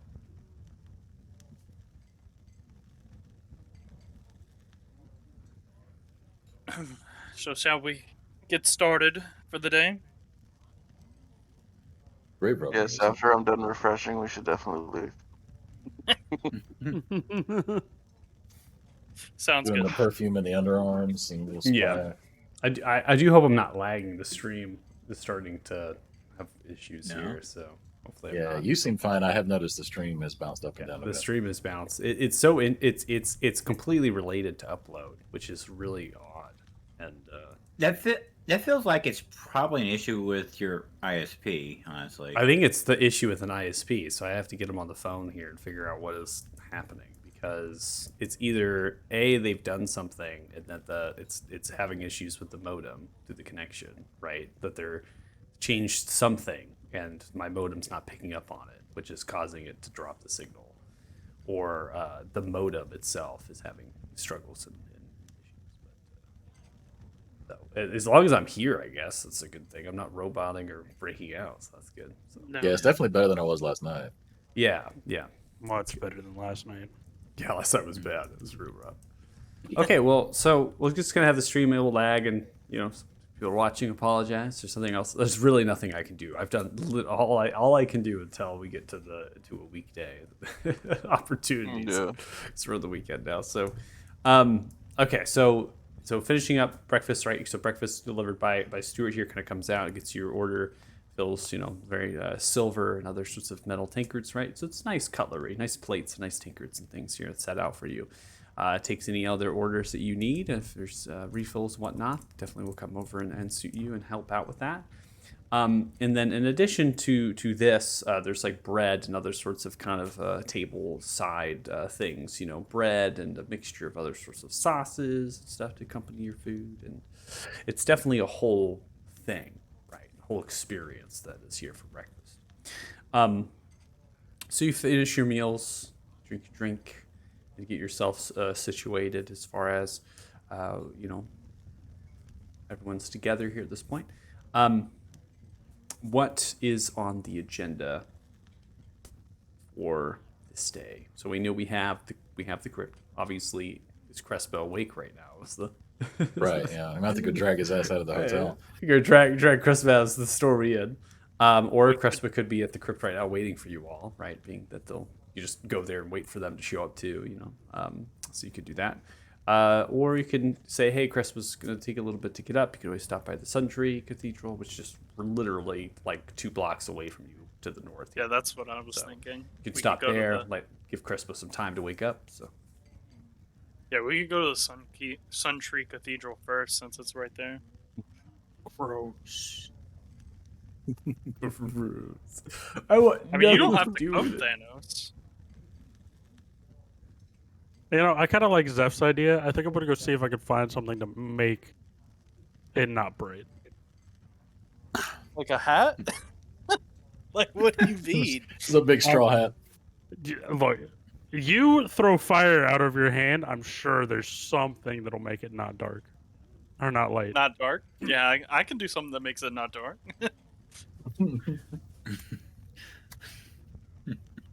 Okay.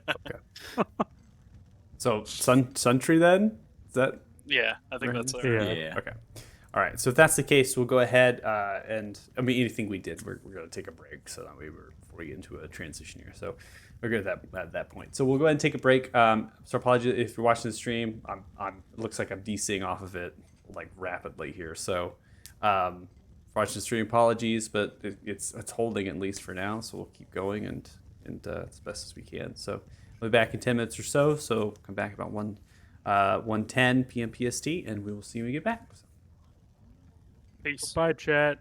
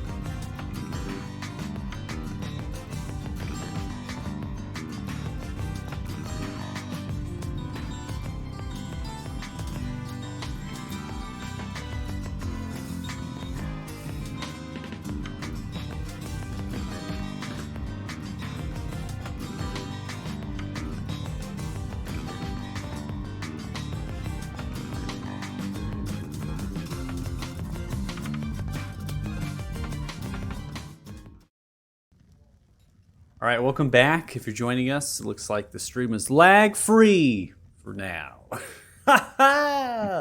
And we'll see what happens.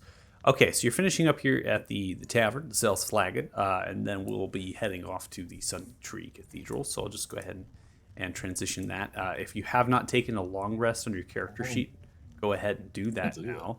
Make sure you have gone How about through that? a long rest. Recover your hit points and your spells and everything that you've used. And then after you do that, I'm going to make sure that this house is only here. Cool. Got to make sure my maps are accurate, and then we'll go ahead and activate that. So,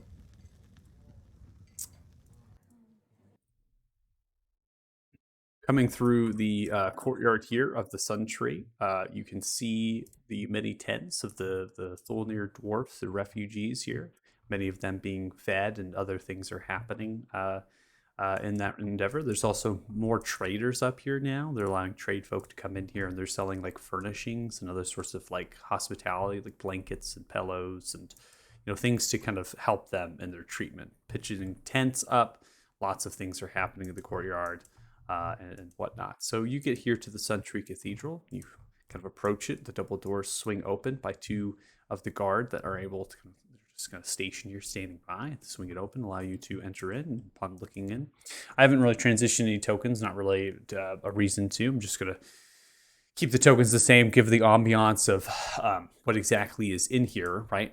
And it's early in the morning, and as such, there is a conversation or instruction happening by Valeria, the bishop, to the rest of these initiates here, it's people that are trimming and tending to the Sun Tree. So it's almost identical to in process, but when the last time the party members have came here, right? This is what they do, right? Take care of the tree. They go through instruction.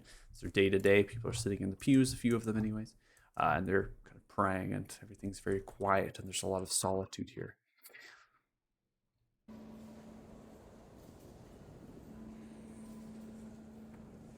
Okay, coming in, the doors are shut behind you, not locked or anything. Anyone's free to come in here, communicate and talk, and obviously the tree as well.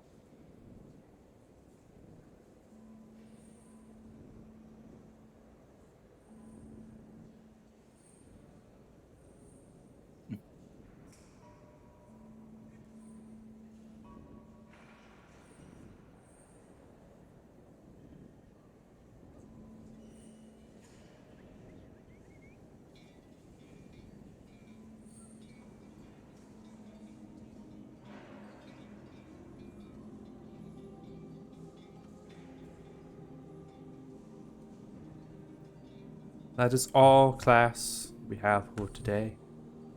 On the third right, the celestial heavens begin to make their way and disappear within the different staircases on either side of the pillars. Valerie begins to pick up a couple books, close them, shift something around. Sorry. I'll walk up and be like, hello? Hello, and may the thousand blessings of Paylor be upon you. How can I help you? We were talking to the Lord, and he said that you had met with Randall Gurn. Is there some place we can talk? Yes, we can speak in my private quarters. They're small, but they're private. Follow me. Begins to proceed downstairs. Been here 5 minutes when Varys picked up a priestess. I thought he would have been satisfied with that halfling boy last night. Is everyone going? Is everyone going downstairs? Yes. I believe so. It's up to you. You can stay Shoot you, above. motherfucker. It's Already been down there dire. once. May as well. Okay, Yeah. I'll go ahead and drag all your tokens down. Then we can draw on the same page. Right, so Valeria is descending the staircase, coming into this lower sub-level. You can see the massive branches of the and the sun tree protruding outwards, so the probes of the kind of the orbs, right, floating with the daylight spell feeding. You see there's numerous initiates trimming and tending to these branches that sprawl. Valeria has made way towards a very solid stone door with a kind of a raw iron handle, kind of pushes it forward and shoves you in, begins to stash and put away the books on a nearby bookshelf on the western side. It's extremely quaint. There's a small wardrobe, candles are kind of into the actual stone flooring. There's just a bedroll undone, nightstands. There's two doors, one of which leads into a bathroom, the other one a washroom. So it's not that there's there's a couple chests in here and other things, but again, it's very, very calm, very quiet, very, very peaceful. There's just nothing in here that would state that they have any sort of wealth, any sort of things. And they slowly turn around after putting the books in, and just gonna assume that everyone's in here at this point. Did Deacon stay behind? In there. Oh, okay. I'll make sure you're in there.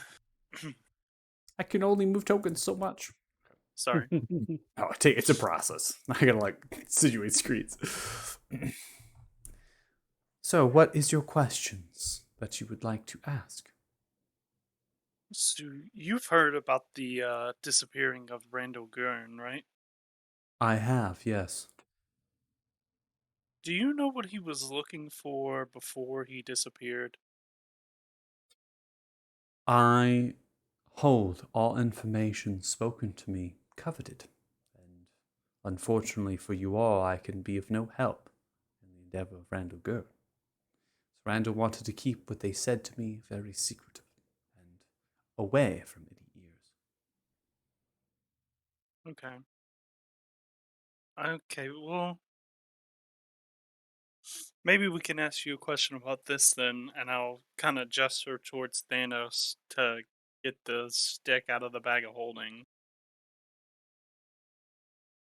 I'll go ahead and pull up the stick. Okay. Pulling out the stick, looks towards it. It is very interesting.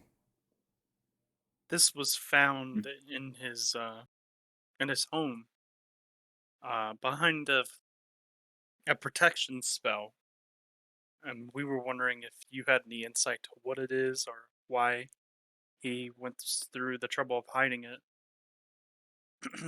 What I can tell you is whatever that is, it was most coveted and protected for good reason. It is what I believe as part of something else, but I do not know for certain. I have only been studying the matter and trying to put the pieces to the puzzle myself, and I have not come to any sort of conclusions that would be worthy of an answer to you. Now that I see that it is here, I can attempt to identify it through divine reasons and might, and I might be able to figure out more than I did before. I used an identify spell on it, and it shot corrosive necrosis up my arm, so I don't know if that's a good idea. Did it do anything else to you? No. Nothing. Nope. Well, not that we know of. Are you still Virus? Yes. What is your favorite color? Blue. That's Lancelot's Told us favorite that many times.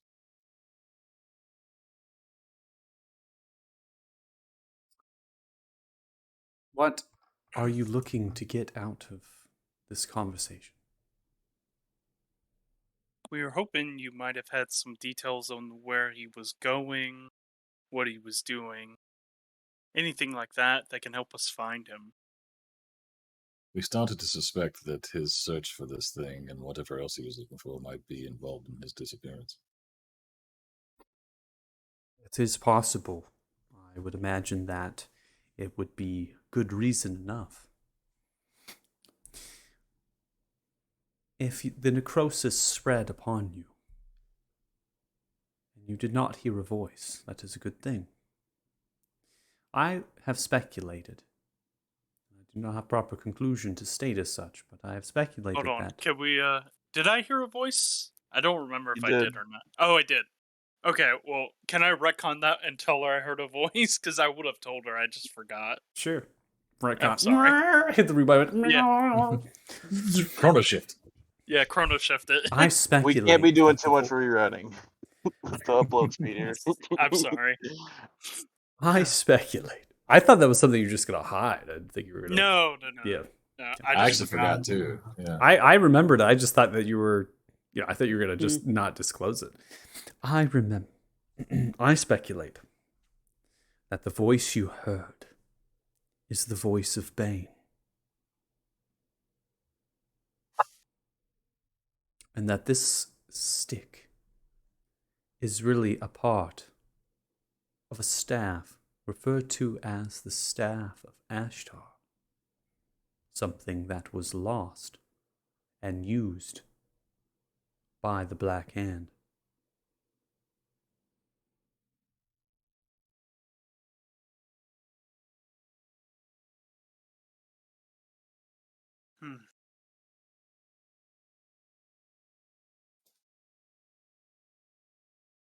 Black Hand. If any of you know who that is, I don't. Black Hand. It is referred to those that worship and are zealots to a deity called Bane. In the Crusades, those that worshipped Pelor fought against the Black Hand. And it was a very secretive and elusive war that was targeted at places of worship, such as temples, and attempting to convert one to either side. The Staff of Ashtar was long told that it had great powers over bringing forth spirits and placing them into unwilling bodies. It had great divine might and power fueled by Bane. It is noted as the Staff of Ashtar by the name who wielded it. And it has disappeared and has never been seen since. After the Crusades.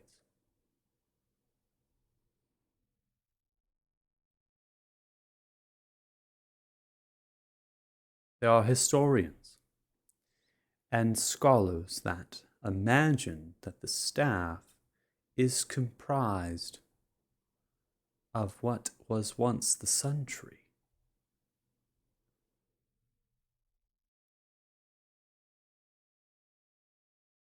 But again, these are all speculations, and I cannot come through with any proper conclusions.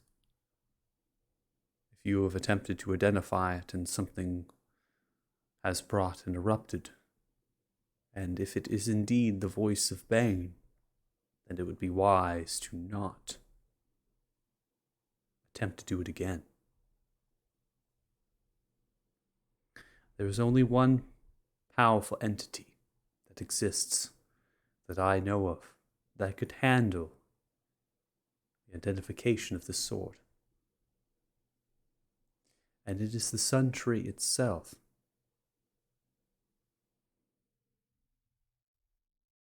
But it has not spoken. It could be very difficult to get any sort of answers out of it. How would we even attempt to ask, I guess?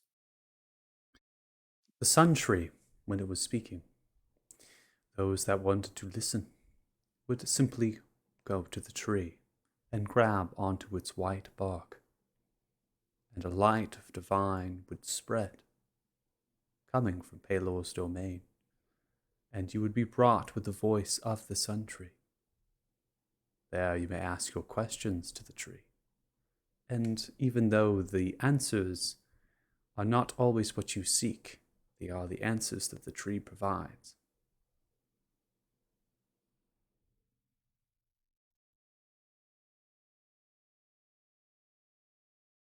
Would you be willing to let us try, even though it hasn't worked for a long time? It is something that you could try, yes.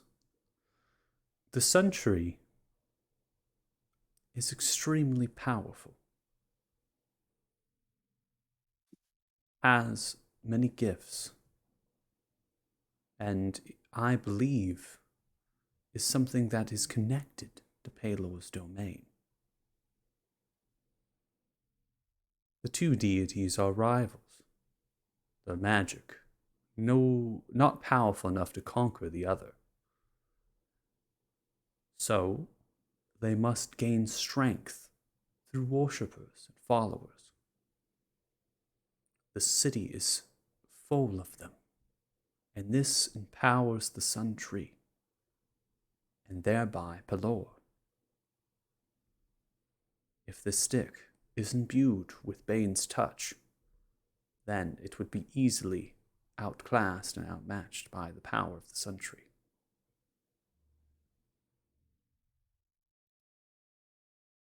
That is what I believe, and might be our only option, if you intend to figure out what exactly this is.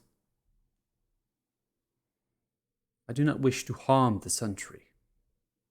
I do not wish to cause any sort of strife or problems, as this city, and many of those that worship Pelor, give thanks to their divine blessings directly to the tree.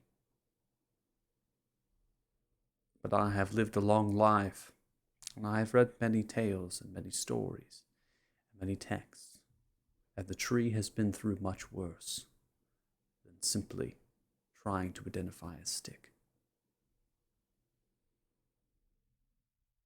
It would seem like something a tree would be good at. Yes. You're more than welcome to try it, and you have my permission. Worth a shot. Zeph, I think you're up. This sounds like a job for you. I'll do what I can. But yeah, before we try that, so you don't have any additional information on Randall Gurn that we could use to find him. Nothing that I can tell you without breaching my right and my oath.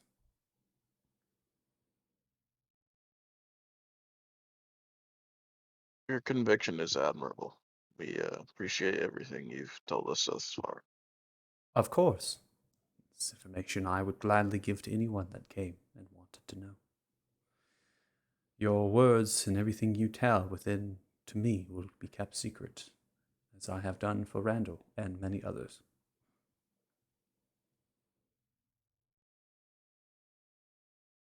Well, thank you. You're welcome. And Peyton, if you wish to go and help, you can get off if you'd like. Whenever I got you 5 more minutes, so I'm gonna milk it for all I got. Good. Milk it. Who the fuck is Peyton? I don't know, but we do now. A deity. A deity. Yeah. After all of you. Instant motion for the door to leave. Unless there's anything else you wish to ask me.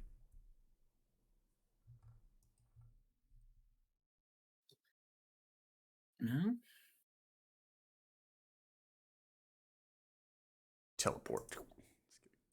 Okay.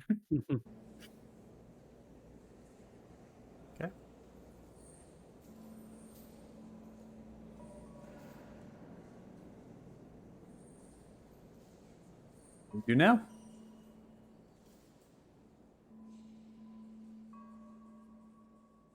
Zeph, Better go for it.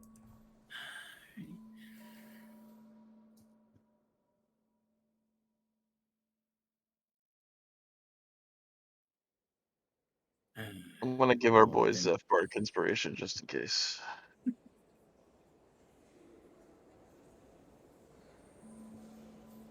It's useful.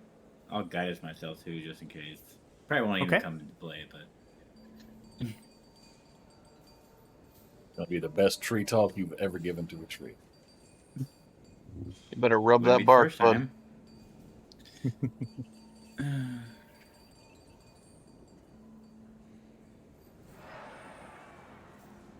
Okay, so you approach a couple branches and tendrils that are protruding. Much of them are massive in girth and radius. Yeah. So you're kind of maybe reaching up, touching one, just to make communication as it followed. As you touch the branch and the stick, or you want to refer to it, the light begins to erupt around your palm as it kind of stretches around your hand as you touch it. The bark itself feels like a normal tree. It's just white. This light begins to emanate. There's a heat and a radiance about it. You hear a voice erupt in your mind. Hi! Okay, that's not what I was expecting. What were you expecting? I really don't know, actually. See the crowd now here beginning to turn around and look. As they all are paying attention that you're in contact with the tree, which has not spoken in a great amount of time. Well, I hope I was, well, not too much of a disappointment. Oh, not at all. I honestly was half expecting not to get a reply at all. Oh. Well, yeah. I see you sound like a nerdy teenager. I don't know what that is. Wow, dude.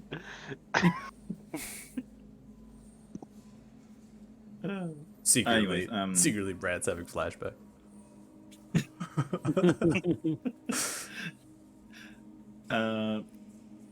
Yeah, I was talking to the, I forget, were they priest or bishop or Yeah, Bishop, Valeria.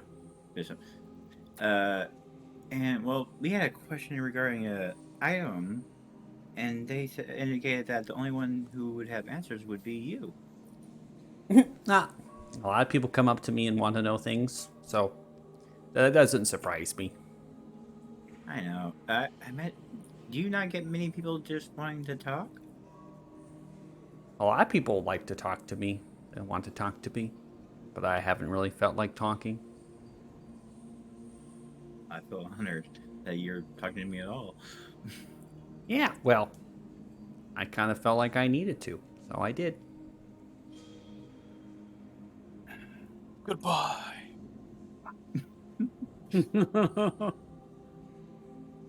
Well, I guess I'll get to it because I'm terrible at talking to people I don't know, I guess.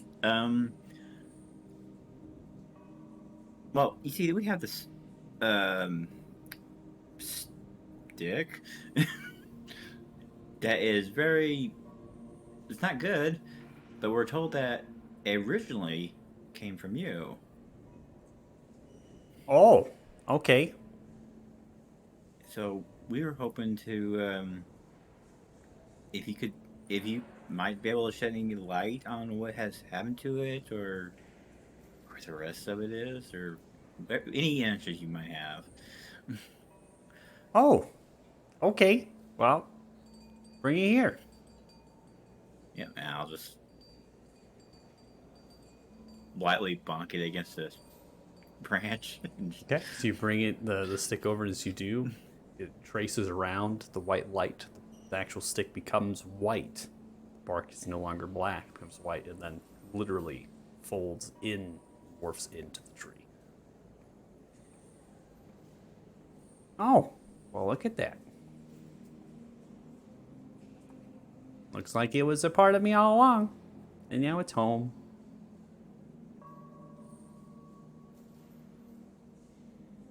Okay. What was wrong with it?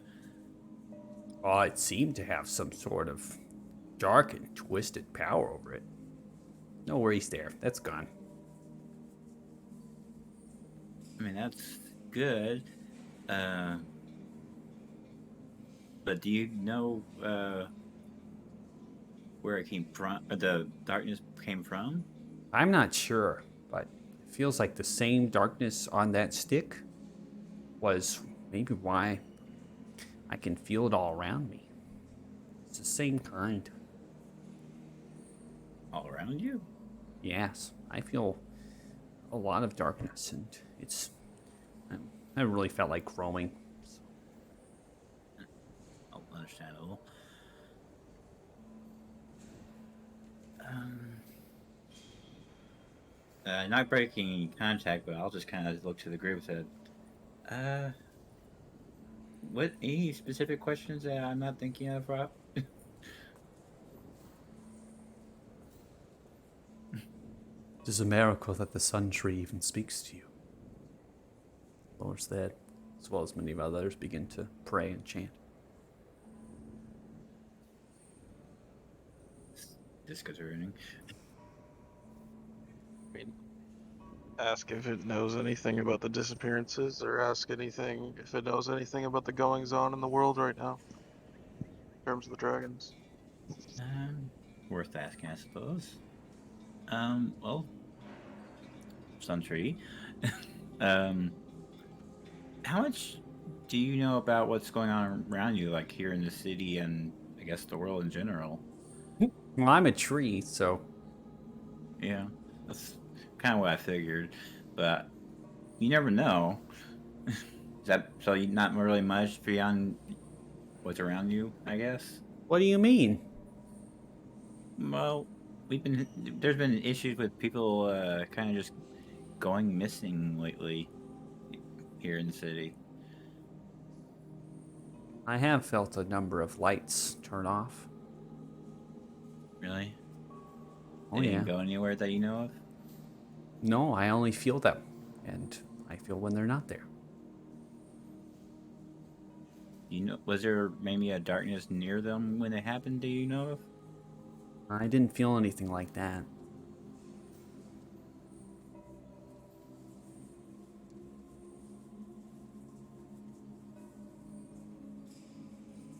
Well, I mean, I'll turn you to the group again. I mean, Country definitely felt people dying, but nothing specific beyond that.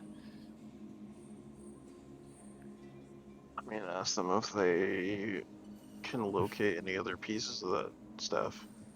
Oh, If yeah. they can feel its presence. Good one. Yeah, I kind of relay that too. Just asking if they know of any more pieces that went dark. Oh, I don't know. I've never sensed the stick. I only sensed the darkness, and I sense that everywhere. Oh yeah, I forgot to mention that to the group. Yeah, apparently there's darkness everywhere, which apparently why this tree hasn't been growing. We are in dark times. Can he give you a better description of where the darkness is in location to where he feels you touching him now? I think the Sentry already answered that part. It's everywhere. People say it hurts everywhere too, and it usually doesn't hurt everywhere. Throwing it out there. I mean, I'll press more specifically. Just, I know you already said everywhere, but is there any place that the darkness feels darker? I'm very large, and my roots grow very deep. I just feel it everywhere. But it seems to start at my roots. That's definitely more answer than I expected. Well, what did you expect, silly? Well, kind of going back to when back to you talking. Now that I really think about it, I wasn't really expecting anything because I didn't know what to expect. There you go.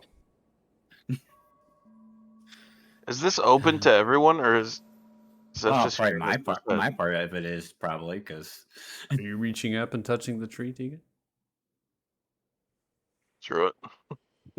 All right. You walk up and touch the tree. As you do, the light begins to glow around your hand. A voice emanates. Oh, hi!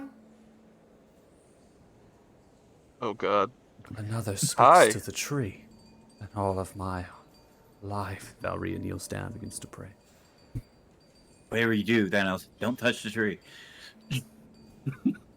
Wasn't planning on it. I have to ask, is there something else you'd rather be called than just the Sun Tree? Well, that's what everyone calls me. So Were you don't you have a given a chosen name name, that's besides just what that? you're given? I don't have a name. People just call me the Sun Tree. In another universe of a game, people call me Matt.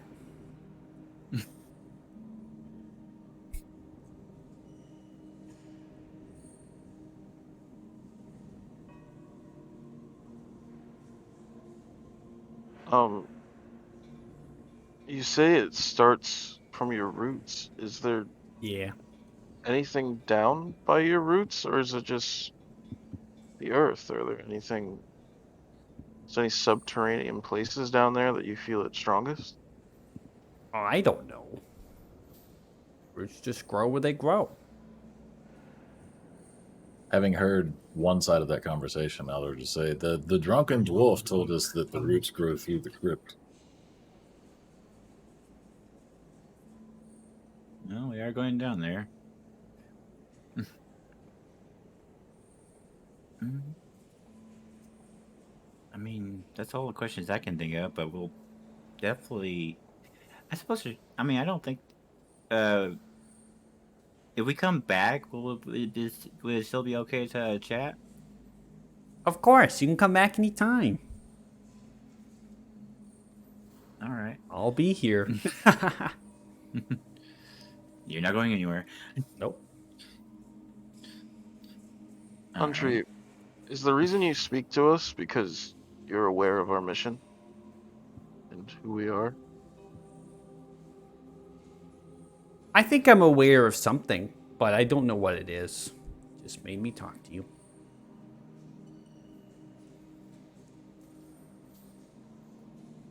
Well, we very much appreciate it. Well, you're welcome. Thanks for talking with me.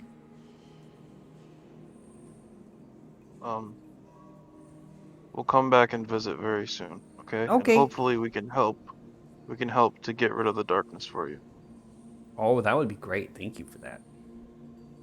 Oh, I have a very important question for you, Country. Oh, what's that? Because obviously you're a big fan of light. Oh, yeah. And, well, light is made of different colors, right? So, do you have a favorite one? Eyes full of all the colors? What is color? That's fair enough. You don't have eyes. I didn't really think that question through. I guess the best way to think of it is colors for light are sort of like. You don't really have taste buds either, do you? No. Hey, Zeph, probably should stop while you're ahead, buddy. Where's the druid when you need one? I'll come back when I think this analogy through more. Okay, sounds Do I good. have speak with plants yet? I do not. I don't think you do, no. Apparently you don't need it. All right. Well, I'll break away and just. All right. Break away and get to contemplate the meaning of life. Definitely another reason to get down to the crypts. I'll say goodbye, and like I said, hopefully we can help with the darkness. Sounds great. Well, it's nice to meet you. Nice to meet you too. And I'll just remove my hand. All right. Valeria stands up as you both remove your hands. I cannot imagine that I would see the Sun Tree speak to you, but it has done so. I do want you to note that this would be newsworthy to Lord Thal and Valor most welcome to the ears of thy lord. If you are wanting to speak, I can speak on your behalf of this event, but if not, it will be kept to you and you alone. Priestess, we actually have other business on behalf of the Lord to take care of, but we will come speak to you when we are returning to the Lord. Of course, and I will be welcome and humbled for your return. Go in good faith and light of Pelor. Sidesteps, goes close the door.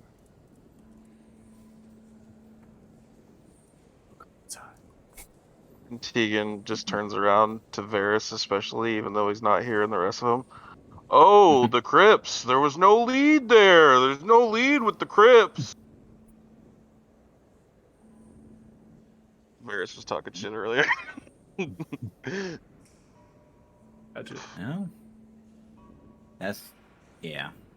I guess see what's up with this damn crypt. I'm really curious now. Is there anything else?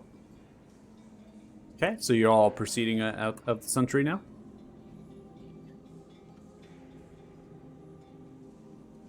Is that If correct? everyone's good, yeah. Yeah, I think so.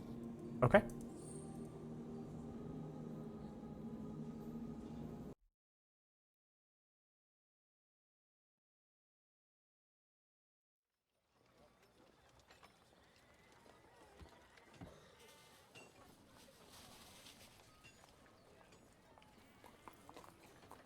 All right, so you begin to head out, most likely the southern exit, where you can go west in both distances, or you can travel. But you begin to head outwards of the holy district here, of the plateau that sits above, and kind of leaving the warmth area esque that's kind of surrounds the Sun Tree, and you see the expanse of the cemetery. It's just absolutely massive. It encompasses literally a quarter mile of space from west to east, and more space from north to south. So it's just kind of this whole blanket of stretching of paths of brick stone inlaid with grave sites and things, right? So much of it's covered in snow. They don't upkeep that, so it's kind of blanketed and rough as the wind's kicking up and picking it up. It's completely kind of flat.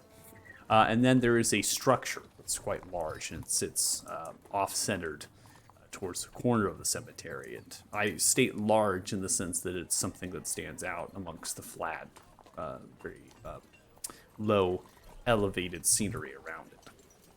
So you imagine that that is the crypt entrance. That is where the only way that you possibly can imagine some way to enter the crypt would be some sort of structure. It's the only structure in the cemetery beyond a few smaller things that are for supplies and whatnot. Just kind of these squared off stone buildings. So you press on there. The wrought iron gate around the cemetery stands roughly 9 to 11 feet. It's beautiful, nicely ornately made with kind of a blackish powder coating-esque, if you will. The gates themselves are kind of these Pelor symbols, and they're simply just half, so they split.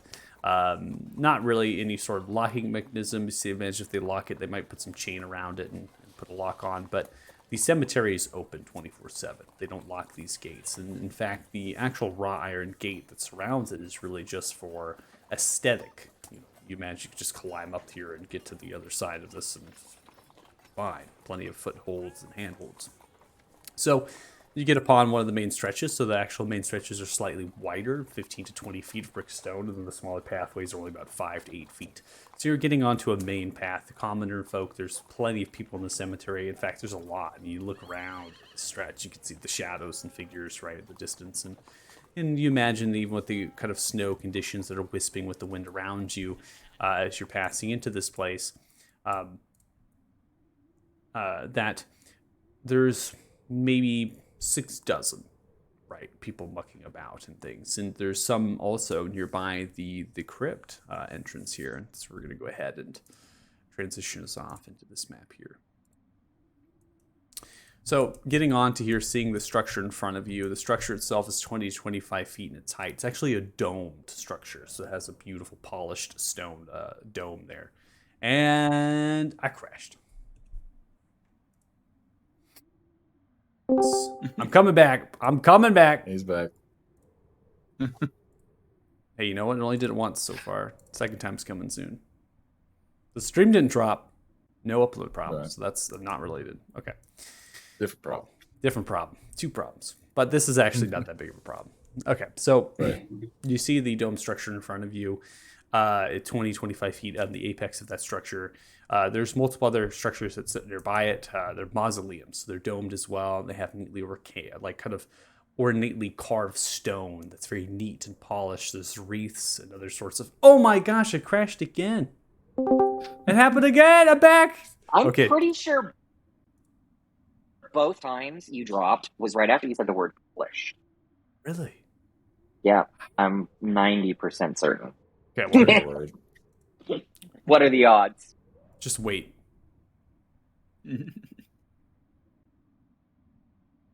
Okay, continue. So the smaller structures around it are mausoleums, right? They have ornately carved stonework, pillars, and things. They're really just made to be aesthetically beautiful and pleasing. They're covered in celestial runes. They have celestial runes of the names as well as translated to common upon the stone doors, giving note to the houses that actually own these mausoleums, and they put their loving ones within them. So there's a fountain off to the east side of this. There's common folk, right? It seems to be entrances into the crypt in northwest, east, and south.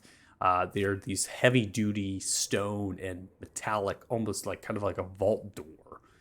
They have kind of a keyhole that sits at the center of that door with a turn handle towards the left. And they're beautiful and nice and large and quite, even though they're not particularly very wide, they're large at its height and things. And imagine that it's perfect for kind of pulling things into there if you need to. So you're looking around. You don't see Crespo. You only see common folk, one of which is kind of giving off a blessing of sorts. People are humbled and gathering around it, so there's a little bit of voices about. But other than that, it's just the wind and the snow hitting your faces.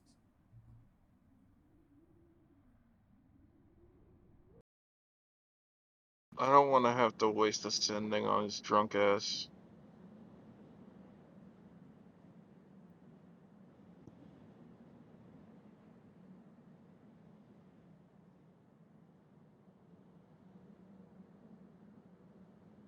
The door locked. It's locked. You try to turn the handle and does not budge. And also, there seems to be some barring, maybe a lock mechanism at its back door. It doesn't seem to budge at all. And just knock. Bang on the door.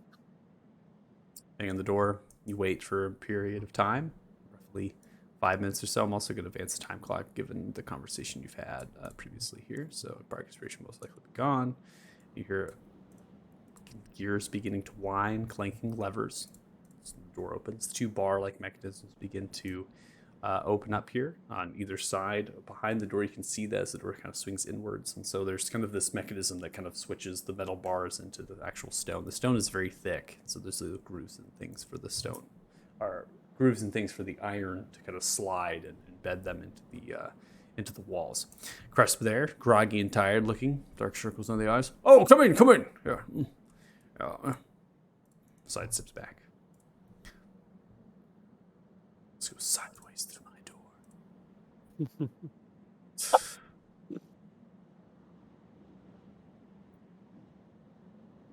That's right. Luke, are you coming in? Yeah, I'm in the other room. I'm looking over right now. Okay. I'm just gonna drag your token. Follow along, and I'll do that for Tegan as Okay. well. Upon coming I'm in, lagging pretty bad. yeah, I got you. Upon coming in, goes over to the door and shuts it, and then begins to take a key, slides it into the center, and turns it, and that seems to move these two gears, top and bottom, and then actually shoving the metal back into those positions, thereby locking the door. And then takes another key, goes up to the handle on the side, begins to fumble that, showing that there's two locks, one at the actual handle, one at the behind the door to do that. Now the doors. The doors are very similar. One of the doors is actually slightly wider enough for these, looks like carts to come into here. These kind of chain link carts, and the railings of them, they're very kind of small. And there seems to be pillars centered around here supporting the dome ceiling height. Metallic pillars fit into lamps, right? They kind of extend upwards. The lamps, the candles are there. Roughly, I would say, maybe 5 to 6 feet in their height. So they're pretty tall, but not tall enough that the dwarf couldn't reach them. And then at the center of this space is a pillar that extends upwards to brace the dome ceiling height. And then there's a staircase that wraps and descends around it. So it kind of wraps and goes down and descends rapidly. Behind that, there's 2 wench-like mechanisms, which actually you can't see based on line of sight. And those wench mechanisms actually can, with these hooks, can grab onto the carts. And then these 2 doors can open up, and then they lower carts down like an elevator shaft to the lower level.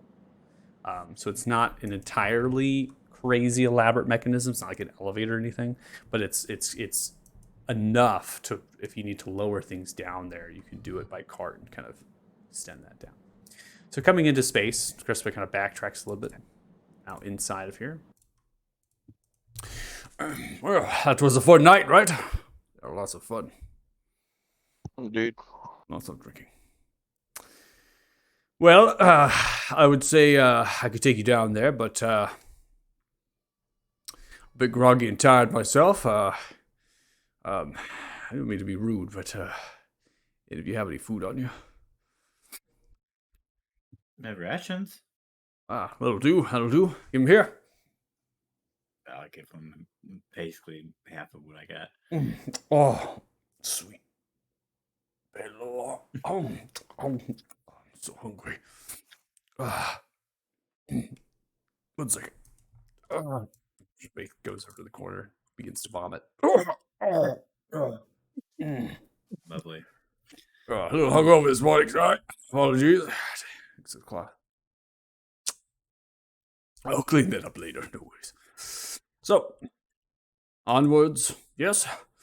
Now that I got that out of my system. All right, man.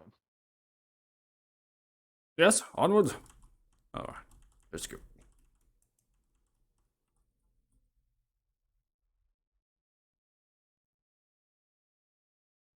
Begins to I'll proceed just downstairs. say to Maldor, stay close to him, because if shit pops off, I don't want to have a dead body, alright?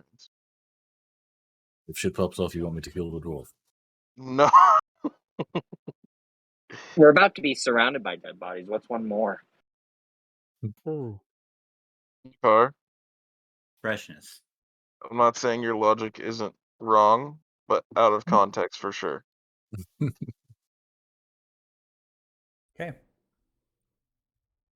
So you come downstairs. As you come, that's not the music I wanted. That was not accurate. That was not the one I clicked on. Oh boy. Let's see here. That's good. Okay. So you come downstairs here, and you come roughly 25 feet down. Crespo is continuing to move through. He's sweating at the brow. And passively, you can see as you're making your way downstairs that they're kind of hitting into the sides of the walls, and they're kind of frantic a little bit. You're kind of trying to figure out if it's just the fact that Crespo is absolutely hungover, or if there's something else going on. This way. Come on. This way. There, guys. Now begins to make Slow way. down, dwarf. Oh, sorry. Everyone, catch up. Catch up. Luke, are you following? I'm just going to keep moving your token, even if you're not moving it. It's a play. Yeah, I actually can't see anything. Oh yeah, he has no vision. He It's has no dark in vision. here. Okay. Not I'm just just gonna- that, but I'm also outside, so anything a little bit dark on my screen is completely black. It's glare. Okay, because of the glare. Okay, so I'm just going to keep moving your token, kind of following along with the rest of them. Okay. So holding the back of Zeph's cloak. So coming through this space is a kind of a central chamber here. There's pillars kind of supporting, one of which is actually another staircase descends further down into another level, it seems. From base what you're looking, you can see that there's these alcoves that kind of fit into. The alcoves are 3-tiered with sarcophagi up to a ceiling height of roughly 20 or so feet. And then the corridors themselves extend northwest, north, east, south, and west. So every single point in the junction. And then they kind of go down and they branch into those alcoves with further corridors that are slightly smaller. And so Cresp is just continuing. Proceeds to go down.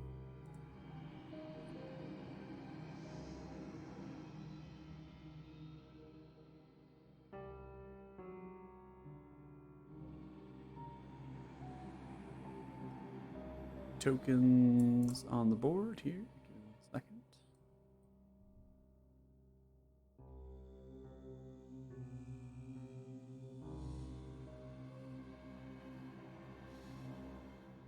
So Crespa continues to move past. All right, come on, quickly. Right. It said that these crypts were built by dwarves, right?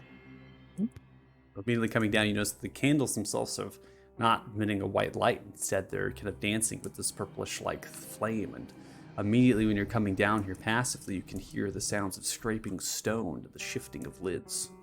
Oh, here's another staircase over here. Really quickly, we'll be there. Just one moment. What's that sound, dwarf? Oh, it's... So normally there's noise in the crypts. No, it's nothing. Don't worry about it. Begin to come down. You see some sort of shroud of a ghastly figure begins to form from one of the candles right next to you, Zeph. Begins to reach out. I need you to roll initiative, and everyone else. God.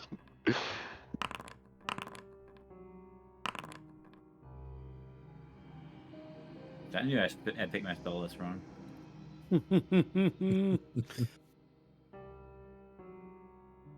I'm also gonna move Tegan and Lucar's token. I'm gonna move your token to where I imagine you're gonna be in the stairwell behind Thanos before walking into space.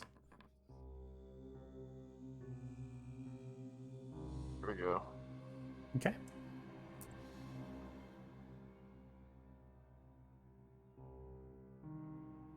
Well, Tegan outrolled me.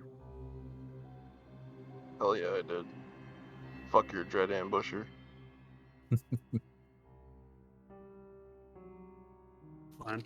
Taking alert or whatever it is at 8. Get another +5 on that. Never go last. Ever. You won't Yeah, I think always there's go definitely first. Something to worry about.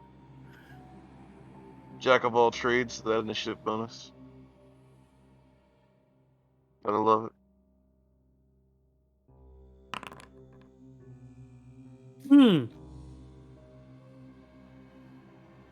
Oh. So we begin combat of round 1.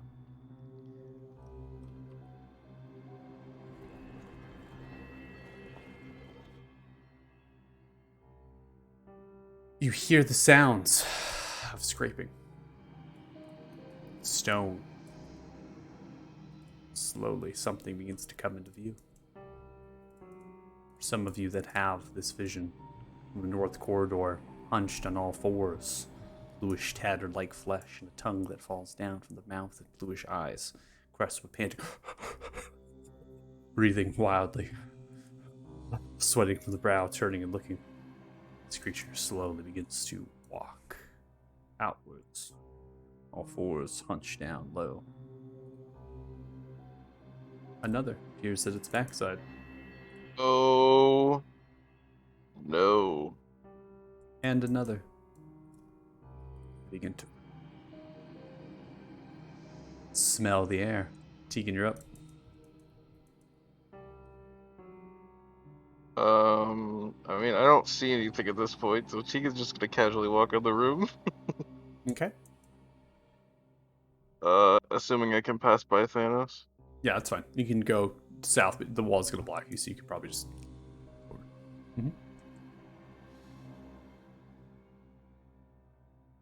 And he's gonna see the freaky blue things, just go, oh no, there's nothing in the crypt. Why would we ever come down here? And I am going to shatter? Okay. Right about here. And it's gonna bring the whole crypt down on us. Problem solved. All right. So Beautiful damage roll. So flinging off the shatter here as you send it outright is 22 points of thunder damage. You can see that 2 of the creatures immediately explode in massive amounts of bits and guts and gore. The stone of the floor cracks, and the actual corridor itself shakes violently. The thunderous sounds emanating outwards. And at that point, you hear the thunderous amounts of shrieks that begin to come, echoing from the Maldor, protect the corridors and dwarf. spaces from all northwest, east, and south.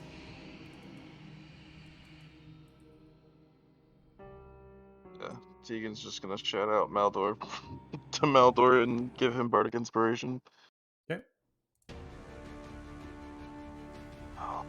Facing a lot of squishies. Good thing our fireballer's here. Fucking Varys. Hit you. And I will. So use the rest of my movement to go here. And I will. End my turn, if it will let me get to the initiative screen. Which is I can do it for currently you. That's fine. not. Because you're lagging. I can do it. Okay. Ending your turn, another creature begins to come into the room. Now running on all fours, it is going to take a dash and aim towards the first target it can see within space. It's going to basically run over to you completely, Maldor, cresting around the winch mechanism on all fours, just kind of moving it with its body. You see Crespa crying out with literally screaming and crying at this point. That's a dash. Thanos, you're up next. All right, I'm going to step into the room to get a better assessment. I'm going to take my first shot at, why is this, first shot at the one in the north. Okay. First shot, 29, is going to connect. That is 11 points piercing damage. The bolt lands directly into its head, pinning it into the wall. Awesome. And then I'm going to take the rest of my attacks, so the ghost by Zeph.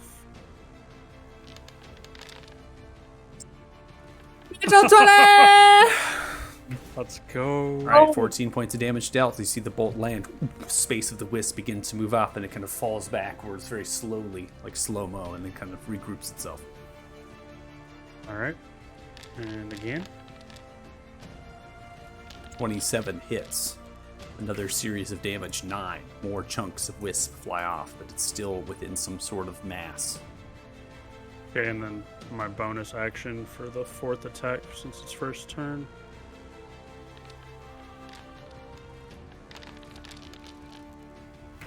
Okay, 18 hits as well. That deals 12 points of piercing damage. It's So still insane. in some sort of mass, still there. All right. That's all I got for you, Zeph. You're on your own. And I'm going to walk out of the light if at all possible.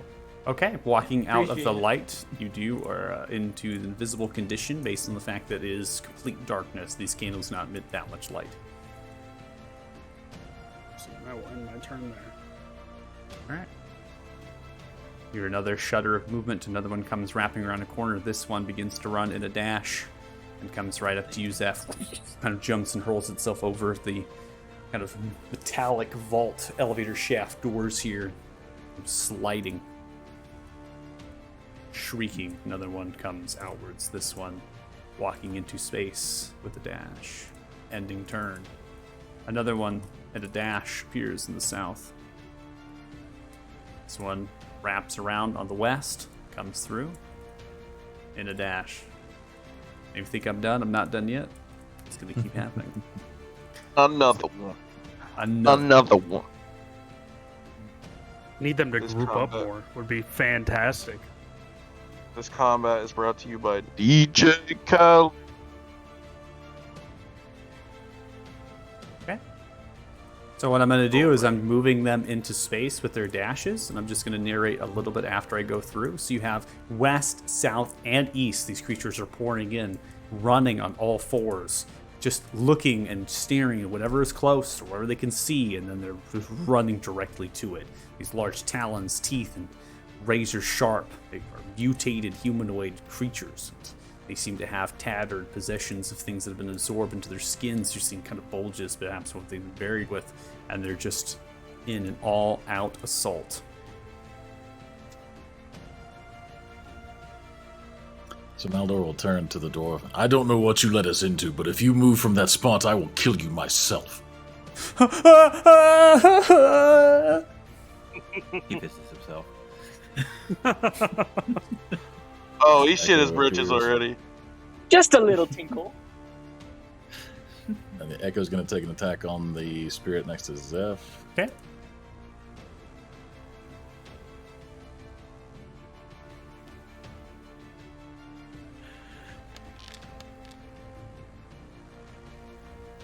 All right, swinging the halberd around. 19 is going to connect, dealing 20 points of slashing damage as you come striking through, whistling the halberd. You see the manifestation just literally vanish, does not exist. Maldor will attack the one in front of him. Where do you have a +10 from? Great weapon master. Great weapon master. Right, I always forget about that. I was like, what the? I would like to forget about it, but I can't. Well, you got rid of the great. I didn't think about that. That +2 definitely helps with Great Weapon Master. 17 comes through, whipping around, clubbing into the creature, going into the shoulder blade and down, pull it out, kicking the creature over the shroud. Creature does not exist. As it comes through, half of its body ripped out by the halberd, spilling with this reddish blood, flings backwards.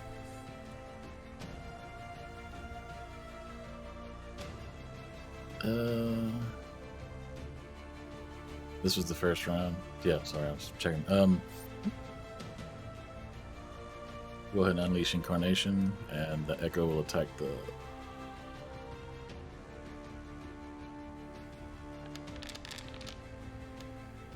20 is going to connect, dealing another 22 points of damage, coming through and destroying this one as well. Ripping, now going halfway, you almost comes directly in, completely through its body. You just cling a little bit more towards the front end of it, and so the organs and guts are spilling out of it. It just topples down. It's all hunched in midair position. Having a little therapy session here. That'll end his turn. Okay. Ending turn. I'm going to go ahead and clear the board at this point. Just FYI. Otherwise, it will get very crowded. Otherwise, it will. Alright, I'm also going to back up a little bit. Oh, I was just Based going on- through the combat tracker. There's so many. Okay. Another one that comes wrapping around. This one actually is just coming around the corner and does not take a dash, and is going to jump and leap out towards you with its mouth Maldor as it's coming around the corner, and it lands with a 9. Take kind of the halberd and take towards the mouth and pitch it around as it does to come sliding around onto the other side of you and lands down with a hunch. Ending its turn. This one wrapping around.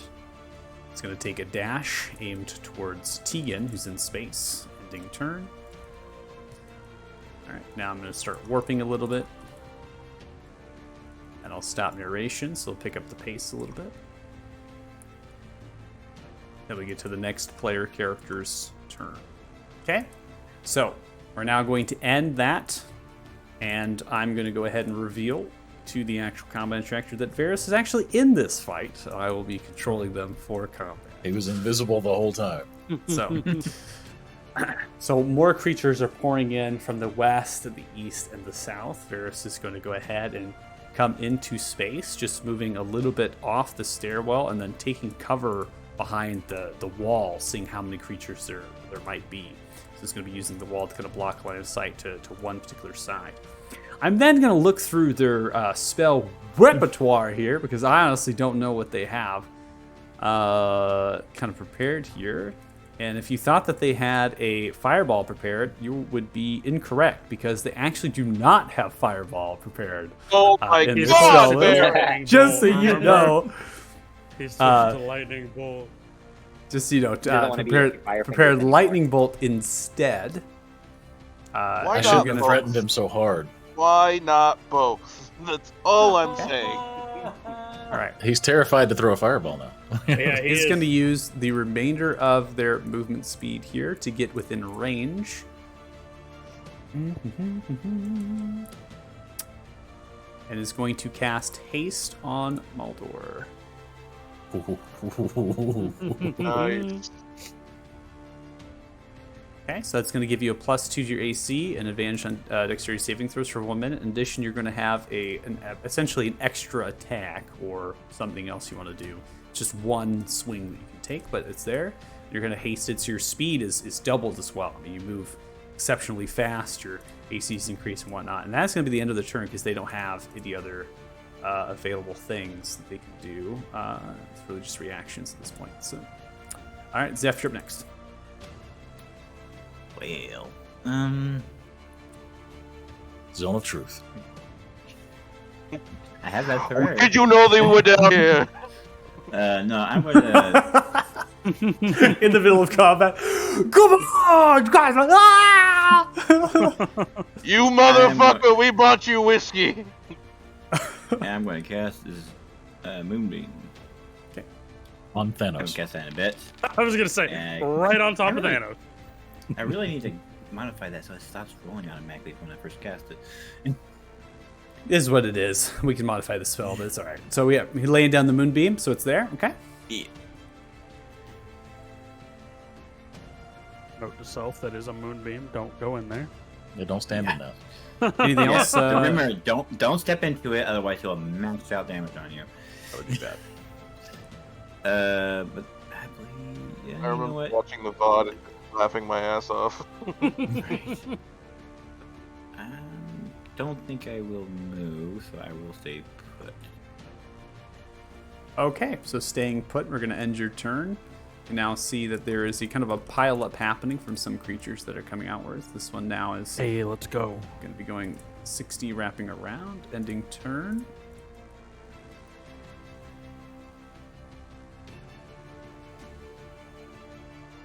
All right, Lucar, you're up next. Another one poured in from the east side here, and then more poured in from the west side. So, Lucar, it is your turn in combat. You are currently in the stairwell of this central chamber here. You have creatures pouring in from the west, east, the south. The targets are completely bountiful to you at this stage. I do want to note you have your Order of Protection going on, so there's nothing around you that would get that grant of that, but you do have it, and that effect is active. So. Got it.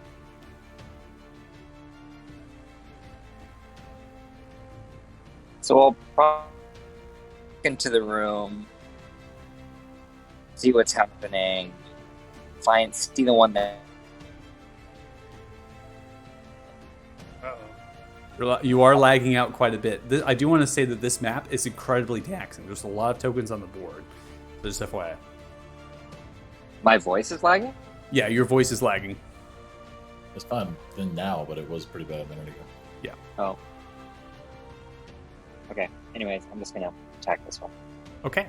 So sidestepping, looking at these creatures that are running towards Tegan, you now kind of put yourself in that spot of where they're running towards. You come sliding around, you come in for an attack. Go ahead.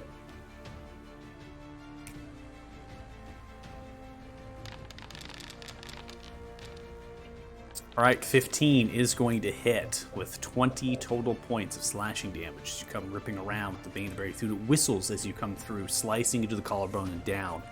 You don't do additional damage because it's not a draconic type, so this is going to do the flat 2d6 here plus the modifiers. That You look like dragons to me. I'm more impressed he just hit with a 4. Come straight through, ripping down. They're unarmored. I mean, Okay, mister, I have a plus 25 to hit. Yeah, I know, right? Who's talking right now? There's your modifiers. Insane. Comes through the. You rolled a 22 and you rolled a 7. Shut up. Ripping through the shoulder, pressing down towards the chest. You now come around for another swing. 24 is going to connect. 19 total points whipping around. You rip the creature in half as the blood and the kind of body scatters upon the statue. The statue's hulking up to the 20-foot ceiling height with the pillar at its center.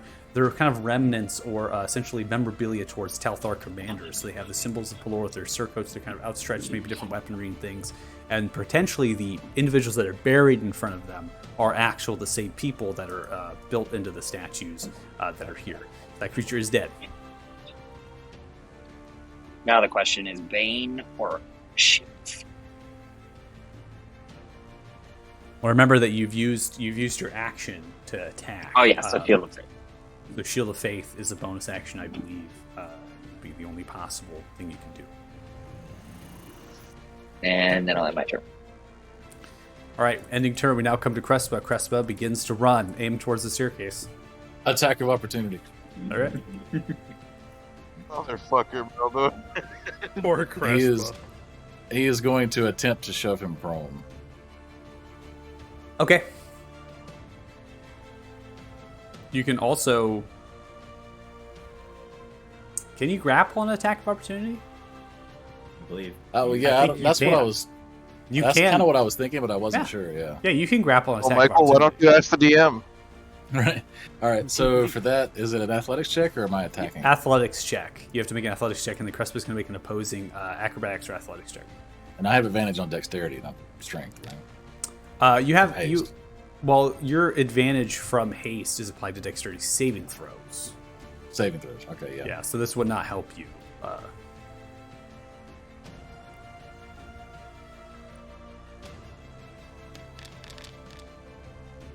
right, 24. That is an easy grapple. Grab onto the back end of Crespa and no, please let me go, please. I told you if you move, you die, dwarf. Just crying wildly. Okay. Ending their turn, screaming and crying.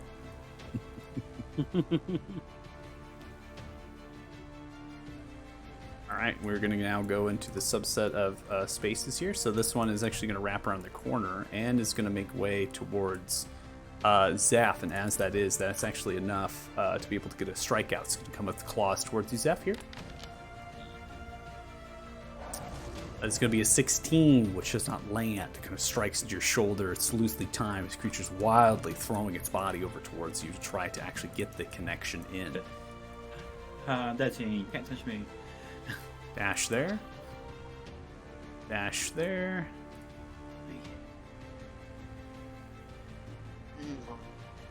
Also, I was well, maybe I should wait until my turn, but do I have any idea what kind of creatures you got? I mean, I know they're probably undead, but do I know what kind? What's your, let me see your religion.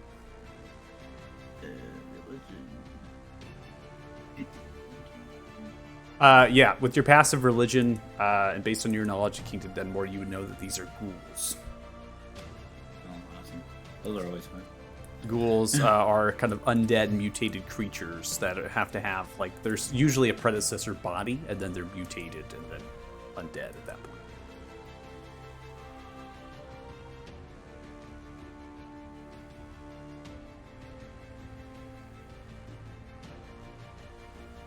Okay, that one made a dash to get to you, Maldor, just FYI, so it's not attacking.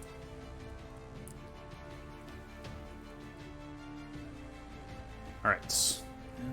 It's going to look a little bit like I'm dragging tokens onto the board. They're not really moving, but I'm measuring the distances out through the measure tool and certain things are happening. It's just FYI. I'm just making sure that this is a little bit more quicker than usual, so I'm having to pass them through walls and things. Okay. So now we are going to go wrapping all the way around to round 2. These creatures pouring in from every single entrance into the central chamber. You can see them running, rampaging in on all fours. The horde beginning or form stage. Tegan, it's your turn. Top of round 2. Oh, man.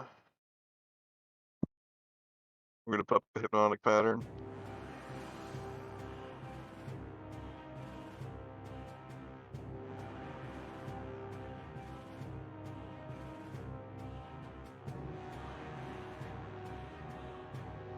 right about here.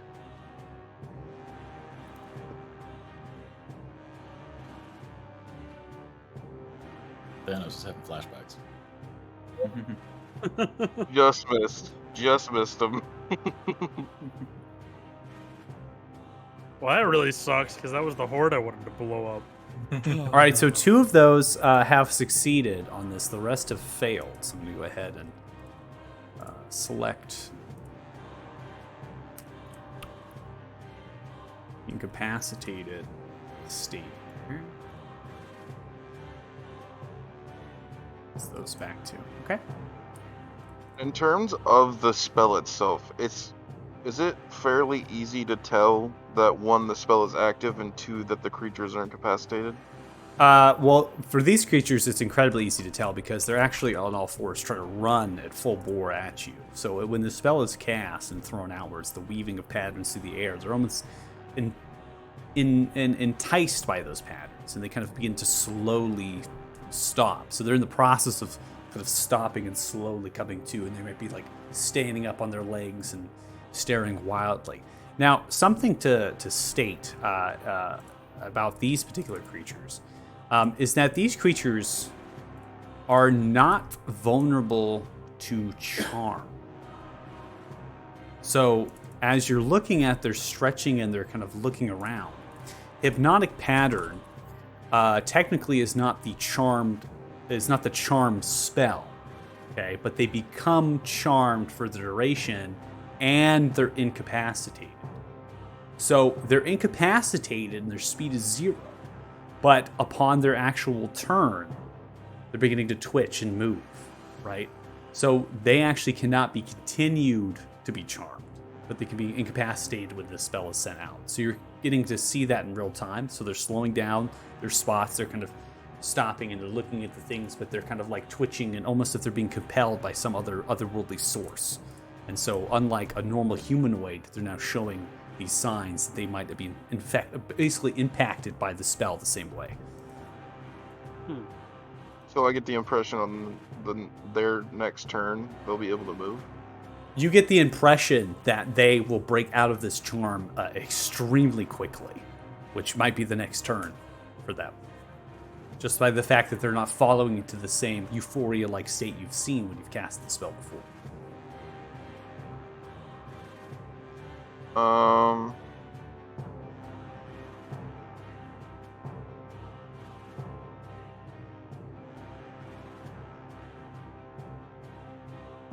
I am going to first use my movement.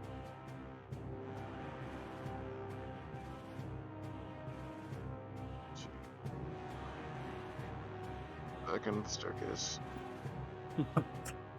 Fuck this! I'm out! Run for the stairs. I love it. Pull to Thanos. And You I guys have no will- idea where Thanos is at. Chill. Exactly. If Anything Thanos else? ever did just like dip during the night, we wouldn't know. Yeah, he just begun. Yeah, I'm just gonna give Lucar Bark inspiration. Okay, so taking your action to use some pattern, bonus action mark inspiration, and then taking your movement to get back into the stairwell to take cover and hide at this stage. Spark inspiration applied, and then we're now going to come to Thanos' turn. But Thanos, before we get to your turn, I need you to make a dexterity saving throw. Wow. Well, this is perfectly fine. 25. You sidestep out of the way as there seems to be a massive, large gelatinous cube next to you that wiggled and has moved into the space that you're at as it jiggles. Towers upright, mainly 15, 18 feet or so as it's jiggling. And as you see it moving around, vibrating, it's very, very difficult to see. It captures no light and it's extremely transparent. It's revealed to the board only to you because your passive perception is the way it is. In addition, you were so close to it and you were able to react to it. You gotta go ahead and unpause it now. It's your turn. That's terrifying. I don't think Thanos has ever seen a gelatinous cube before, so I am just going to attempt to walk here. Okay. Might as well be to walk into it. No. Walk into it. No. Yeah. You see that it takes no reactions of any kind. Okay. I will cast Hail of Thorns as my bonus action, which is making me a target for some reason. So I will target first level. So I'll do Most likely it's just trying to get you a dexterity saving throw out. So he says the next time you hit a creature with a ranged weapon attack before the spell ends, this spell creates a rain of thorns that sprout from a ranged weapon or ammunition. So in addition to the normal effect of the attack, the target of the attack and the creature within 5 feet of it must be a dexterity saving throw. So first we have to get the ranged weapon attack in. So which one are you targeting here? I'm going to target the one in the back to trigger it on kind of the two beside it as well. Natural 20! Fucking Thanos, man. I love it. 14 points of piercing damage there. So that's going to take the bolt into the side, and then the thorns are going to spread around. So the target of the attack, and then those 3 are all going to make dexterity saving throws. I'm just going to roll those saves now. Put those out. And then your DC, I believe, is a 14. Let's see. So one of those creatures is going to save from that effect. It's 4 points of piercing damage. So that one's only going to take 2, and the rest are going to take 4 total. Okay. And then for my second attack, I will actually target that one. Okay. That's saved, and 20. That's going to land into the side of the shoulder. 7 points of piercing damage. That's it. all right. And I will take my last 5 feet to get up against the wall, and I will end my turn here. Okay. Ending turn, we now come to this one. These two actually are really relative in saves, so just go ahead and for me roll damage, and then I'll roll 2 con saves, please, Zeph. The ones in your moonbeam. Oh, sorry, I was muted. Did you want me to roll once or twice? For Just roll once for damage, because they're going to go. They're literally right after each other. Nice. Okay, so the one whose actual turn is going to fail. Takes 14 points of radiant damage. The other one is going to succeed, but it does not matter, as it takes enough to succumb to this effect. As a booming striking down, kind of getting pulled apart by the radiant damage. You notice they don't take any increased damage from radiance. They just kind of take it and singeing their flesh and their skin. It then is going to have kind of difficult terrain, so it's going to take 10 feet to step out of the space here, and then it's going to make a perception check. So it saw the bolts being sent outwards and landing, and it then is going to attempt to run, stops, sniffs and looks around, and then it snaps and looks north, ending its turn.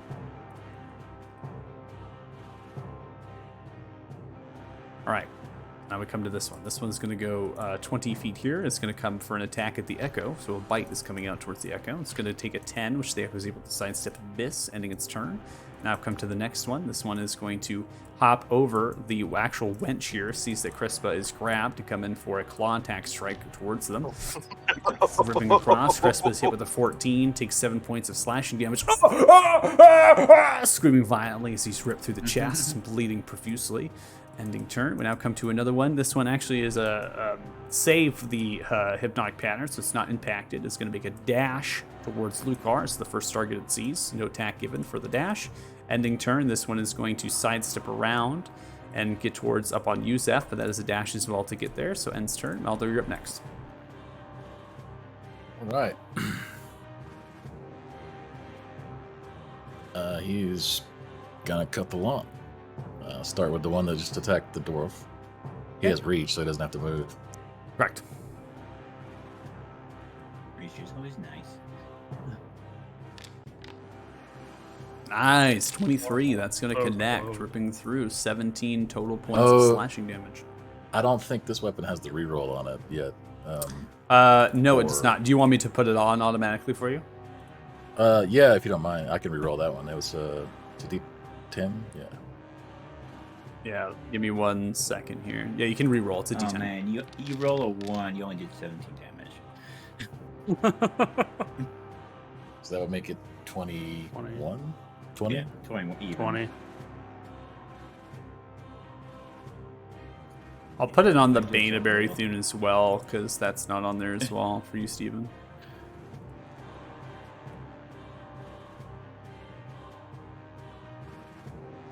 Absolutely disgusting damage.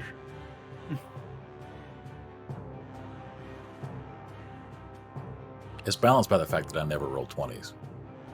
That's Okay. fair. It should I re-roll roll for all. you now. It's Oh, anything ones reduced. All right. So we're up to 20 points of total damage. Okay, it's still alive. It's ripping around at it. You kind of chop off its arm, so its outstretched kind of comes to the claw attack, pulls it back up for another strike, come around the halberd, slice off the arm. Hit it again. So I'm aimed towards its center mass of its chest. 12 is going to connect. He's come 25 total points of damage, thunking it, slamming it across into the stone. All right. Next attack. Echo's going to hit the one in front of Zeph. Oof.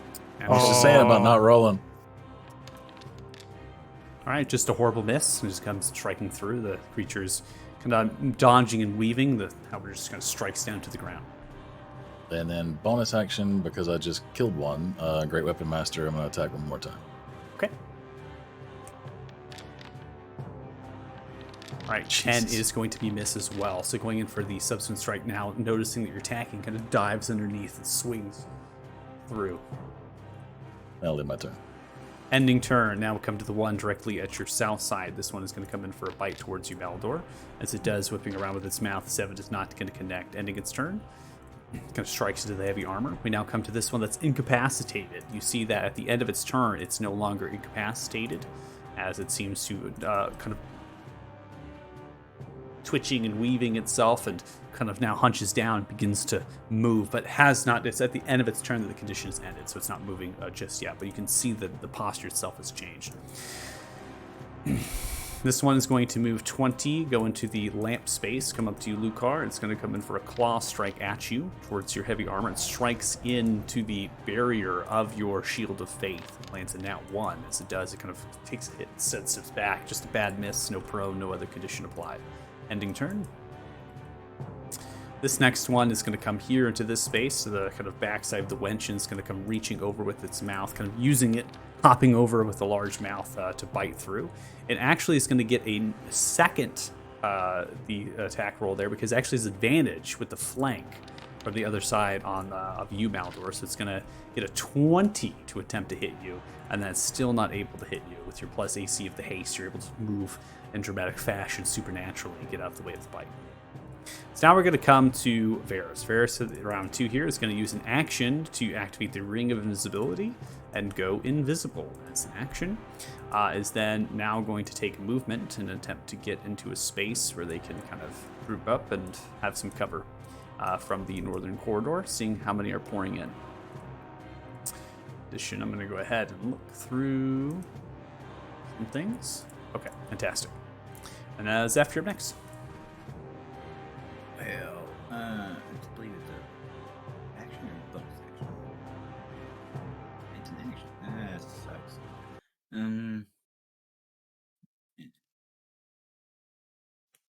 Well, I will, as an action apparently, I'm going to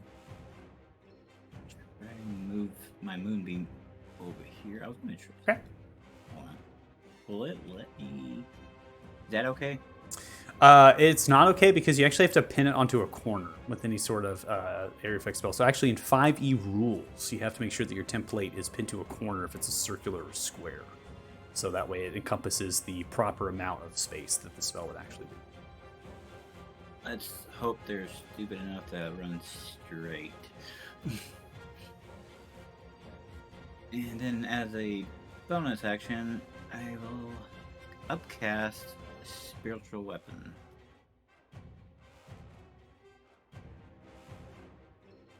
Oop. Wait, did it? Okay. Make sure, I believe, to target yourself and then try to cast it. Right. Let me store that. Alright. Oh wait, no wonder I don't have the measuring tool selected, that's why I wasn't doing anything.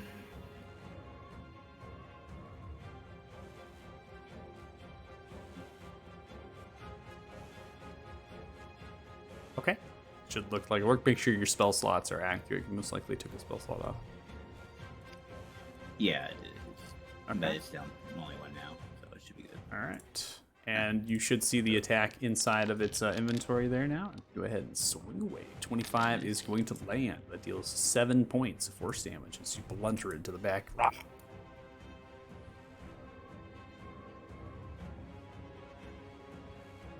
Oh wait, I keep doing that. Can I take back the upcast since it doesn't actually do anything? Yeah, that's fine. I keep doing that. Yeah, I'm casting a spiritual. I don't think. Yeah, it does not do anything for you there, but Yeah, that's fine. All right, that's really cool. Just make But sure your yeah, spell other- slots are other- accurate for you. Yeah, I changed that. I'm down to 2nd level. But definitely not moving, so I'm good. Relatively speaking. Okay, gonna wipe that one from the board as this one is gonna fill that space, right? Lucar, kill one fills it. This one now is gonna come up and is actually going to attempt to knock you prone. I need you to make an opposing athletics or acrobatics check.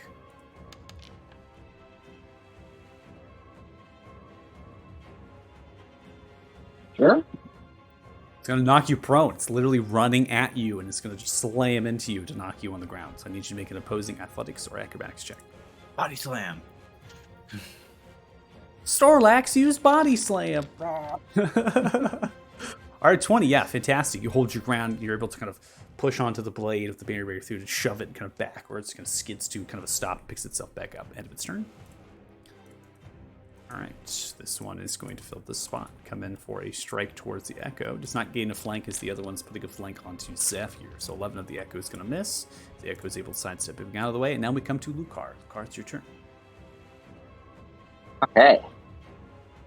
Clearly pissed off that that one came charging at me. That is the one I will target.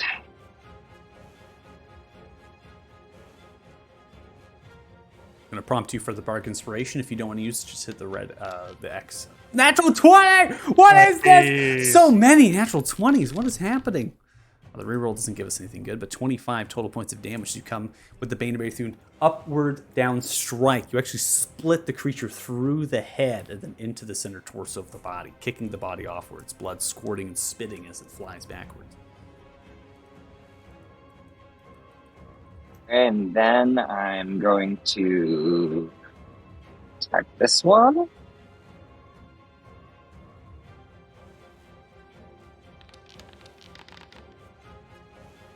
All right, 19 is going to land.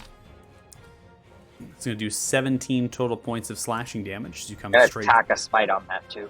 Okay, go ahead.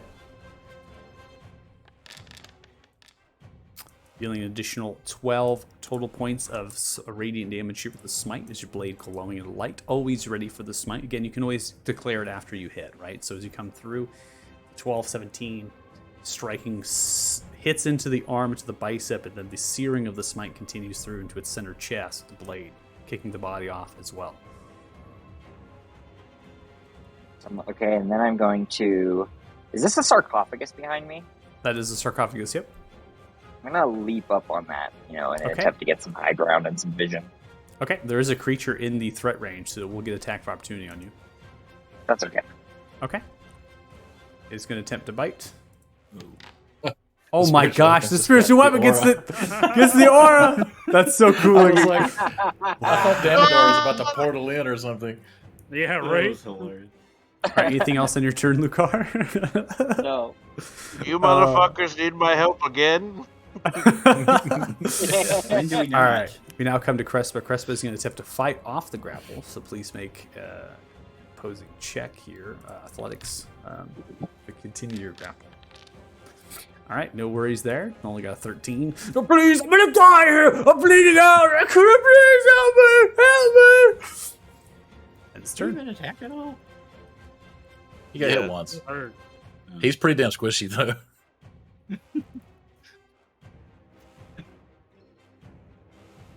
All right, this one is going to move a total of 25 feet, and then it's going to dash, moving through space, getting on top of the sarcophagus at your backside here, Lucar. Ending turn. This one now having a flank on you, Zeph, is now going to go for a bite at your backside. 19 will hit you. Comes through, deals a total of 5 points of piercing damage as it bites and rips into your shoulder, prompting you for concentration on the moonbeam. You have success. No, you said he was biting his backside. He just bit into his ass. Ass bite. Ass bite. I love it. Okay. All right. This one is going to come up here, ripping upwards towards you, Lucar, with claws. Aim towards your shins and your legs. 17 is going to be a miss as your plate armor is able to sustain yourself. Another one comes. This one is now going to look independently at the two targets, filling this space. You're going to roll a dice, and it's going to take the claw strike up towards Lucar, given that the holy radiance and the posture of this of you, Lucar, up there is a very beautiful, juicy target. 11 is going to strike into the metal armor of your legs as well. Ending turn. This one is going to smell the smell of blood and is going to make way towards Crespo, who's bleeding profusely. Comes in for a bite, aim towards the throat. 16 rips Sentinel. into the throat. You can take you can take attack. You can take an attack of opportunity on it, but the attack is still going to go through. Right. So you can go ahead and take your attack here. 16 is going to connect. 9 points of piercing damage dealt as you see Crespa's throat ripped out, bleeding profusely. 8 is going to be a miss as you're wildly swinging too low. This target was flying in, ripping, and then coming to a skirt at the base of the top of the staircase here, I should say. And you see Crespa limp, bleeding profusely from the throat, eyes closing, gargling on blood, and unmoving as you're still grappled, holding onto the loose body. They tumble onto the floor. The grapple breaks from the weight. All right, go ahead and roll moonbeam damage, please.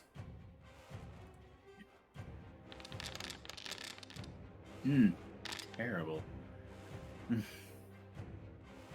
right, it's going to fail. It takes 3 points of the radiant damage, and upon that, it's going to end its incapacitated state at the end of its turn.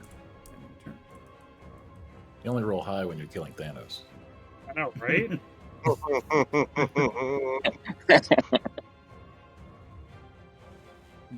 All right, we now come to the gelatinous cube. Speaking of killing Thanos, Oh, I have my- no idea where half of the people on the map are right now. he's just All right. swinging blindly in the middle of the room. So it has moved through the creature's space, absorbing the creature with a failed save. Get deck saved on That creature is now stuck. It's restrained inside of the cube and has taken so much acid damage that it is literally dead and dissolving in. It's now inside of your space. This has just moved on top of you. I need you to make a dexterity saving throw. 12. Oh no. That is not high enough. This particular creature is able No. to sense you in your invisible form, and you are now restrained inside see of the cube, and you cannot see them. So no one can know that you are inside of the cube, trapped.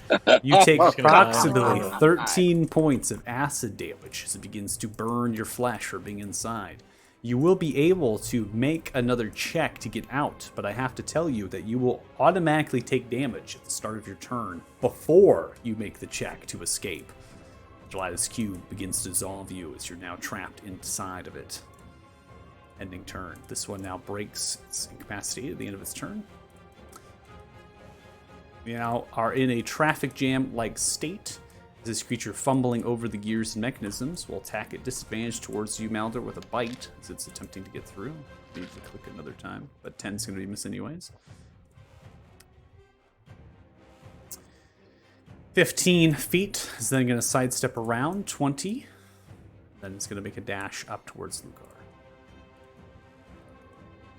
With a flank, this one is now going to come with a bite towards you, Maldor, on the top right side of you. It's going to be a 14, which misses. This one ending its incapacitated state, but also is going to take the damage. Roll Moonbeam for me. Come on. 15 There we has go. failed the save, takes 15 points of damage. Still within as it ended its turn incapacitation. Ending its turn, no longer incapacitated. Tegan, you are up. This point, I'm actually going to remove your template, and I'm going to remove your concentration as no targets are actually in an incapacitated state at this point. You don't feel your spell has had any effect. Yeah.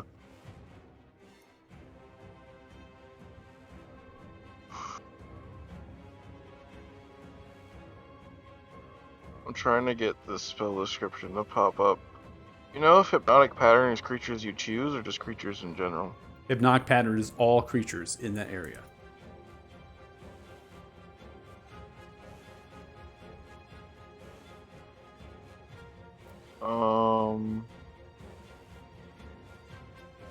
Well, this is what I...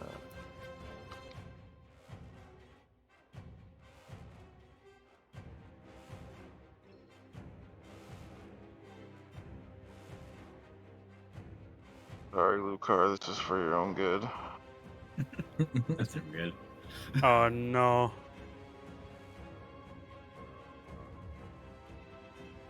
Well, he should save it, right? He's got his aura. Something to talk about. Generally, we'll advise not using spells in this manner because you will target an ally with this. But you're laying it down, so maybe something to talk about after combat is over. I feel like Lucar has these types of conversations with weapons. Yes. Beautiful.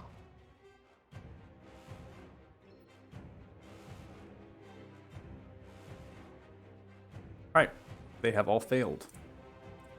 Nice. A one turn to just wail on them without getting hit. It's also an advantage if they're incapacitated, right? And auto crits. No, that's unconscious. Incapacitated creature can't take actions or reactions. That's it. So technically they could move, but because they're charmed, that also means they don't move. And their speed is 0. It states that in the spell. Teague, anything else? And I will give re-give Maldor Bardic Inspiration. All right. So Maldor giving Bardic Inspiration. Okay. I think you're in range. You're only 50 Should be feet able away. to. Yeah. 60 feet is the max range, so you should be in range.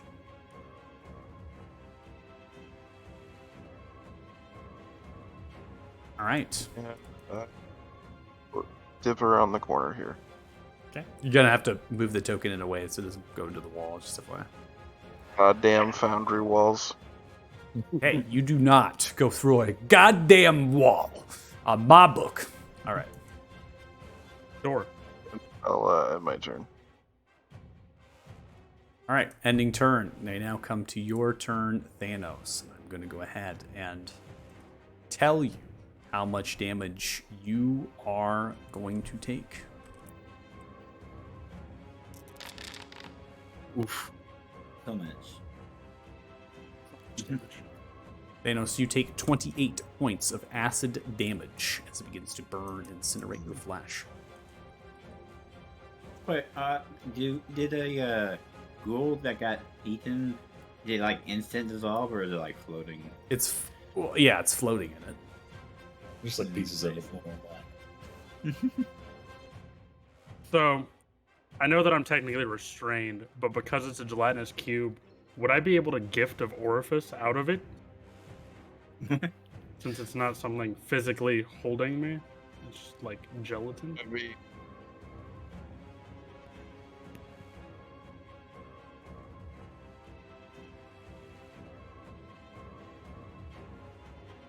If not, I can just make the save. I was trying to. I'm looking. Isn't that Gary. technically a place you can see? I think it's like basically the same as Misty Step, right? It's just a point you can see. Maybe. Yeah, I just don't couldn't know. find anything on if I could use it while restrained. You can Misty Step while restrained. The condition is that can you get your hand up to cast the spell? That's the problem because you're in the cube. And can you actually use the spell because of the component, right, to be able to do it? But the Gift of Orsifice is not the same as the Misty Step. It does not require the same components. So yes, you can use it. What? And I will go ahead and use that. Say that until he gift of Orsifices into another gelatinous cube. I was literally thinking the same thing. I was like, there's gonna be another one. I don't even know where to go. All right. Did you make another dexterity saving throw? Yeah. You called it. Oh, Oh no. no! I don't know. Can you actually? teleport to some place that's currently occupied? Well, You a gelatinous cube specifically will No, share your no! space. it will share your space. Oh, All right, you take 11 He points literally of is- acid damage, and you are restrained once more. he's gonna die in the corner by himself, invisible. I am. Okay, that was your bonus action, so you can still take your action to attempt to get out of the restraints. Yeah, let's we'll go ahead and do that. Is It's that an just another escape dex check. It's save? acrobatics or athletics. Escape check. Nope. Oof. All right, 11. Man is taking your action to attempt to escape. You are unable to do so. Well, rip Thanos. All right. Now come to this creature is going to take a bite towards the echo. That is going to be a 15, which is going to miss. Ending turn. Now come to this one, getting a flank upon you. Zeph is going to come in for a claw attack with the advantage. Coming through. 6 is going to be a miss as you're able to dive underneath it. Maldor, it is your turn. You guys are terrible at hitting. Chop, chop. Jeez, man, rules, man. All right, 15 is going to hit. That does 20 points of slashing damage as you whip wildly through center of the chest, splintering. Creature's still alive. Second attack. Okay, coming in for the second attack. God, 8 these is going to be rolls! a miss. We have rolled more fours. Yeah. Third attack. Let's go again. Nah, Dude. 9, another miss. It's not a Creature's 4. duck and diving. Yep. Hold on. Yeah, we'll do Unleash Incarnation. And the Echo will attack the one in front of Zeph.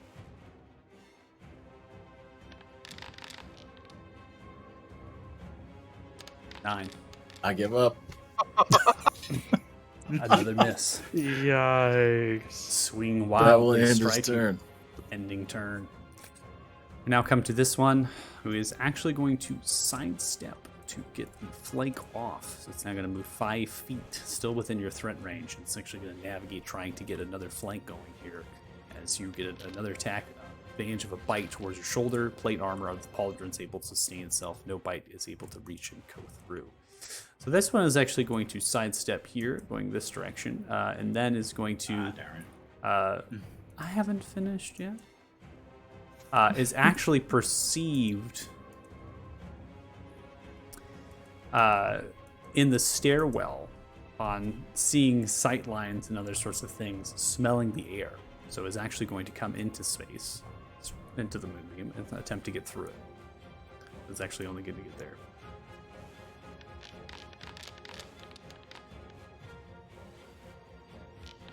Maybe Tegan should have taken that bath last night.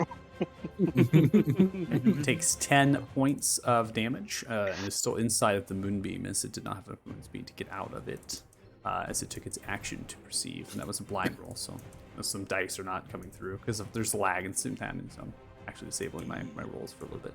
This one is going to lose its incapacitated state. This one's going to get another flank off or a bite towards you, Meldor.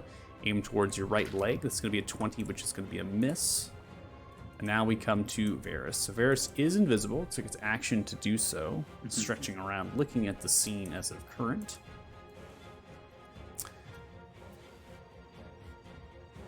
Let's see what I'm going to do here.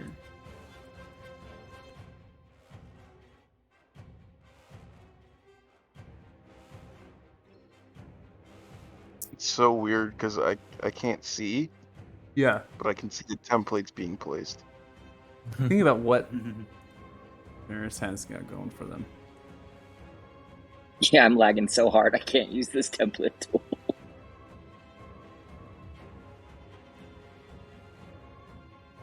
I can see that. Having a hard time. Okay, I'm going to move them. I'm looking at their spell list here, so I'm going to have them shift 5 feet only, because I don't think that they have that spell now. They don't. Okay.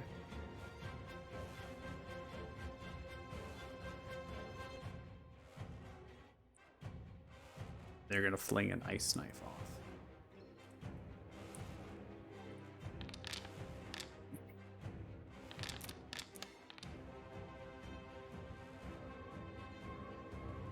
Okay. That's going to lose their invisibility there. Okay. So, creating a shard of ice, fling it to the creature within range. It's going to make a ranged spell attack towards the target, which is going to make a successful 16 on the advantage. On a hit, the target is going to take 1d10 piercing damage. The shard is going to explode, and it's going to target within 5 feet of that creature in its space. So it's going to aim in the direction of that creature upwards, top side, and then it's going to go to 5 feet. So I'm going to need, if I recall correctly, Maldor to make a dexterity saving throw, which you're going to have advantage on. It's going to go 5 feet here. So go ahead and hold down Alt, make a dexterity saving throw. Fantastic. Natural 20. We could have Now I had get a that. 20. We could have had that for other things.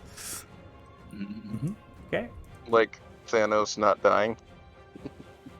All 3 of the have failed, so the targets within 5 feet have failed. You have succeeded, so you actually don't take any cold damage here. I'm going to go ahead and associate the damage here. So we have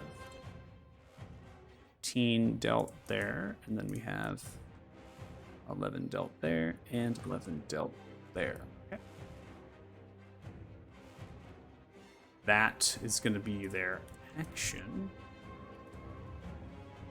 That is now going to sidestep back a little bit, getting to this space here. Turn. Okay, it's after up next. Cool. I will cast Get Away From Me, also known as Turn Undead. Okay, so you're going to use Turn Undead? Yes. All right.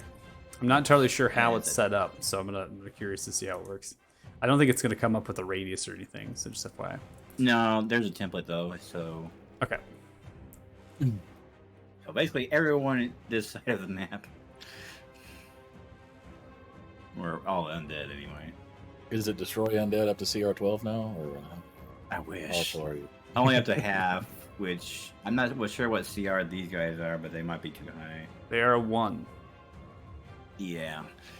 But still, also for just getting away from me. Yeah, no, that's useful.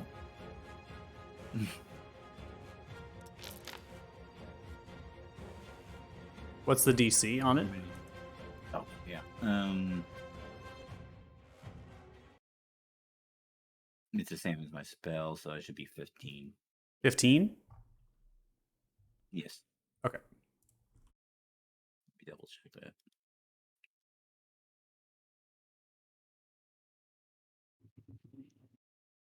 Yeah.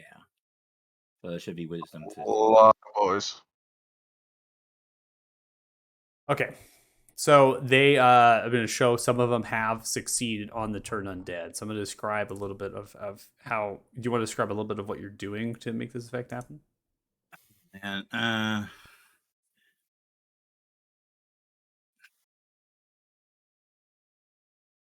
to think of how to describe it.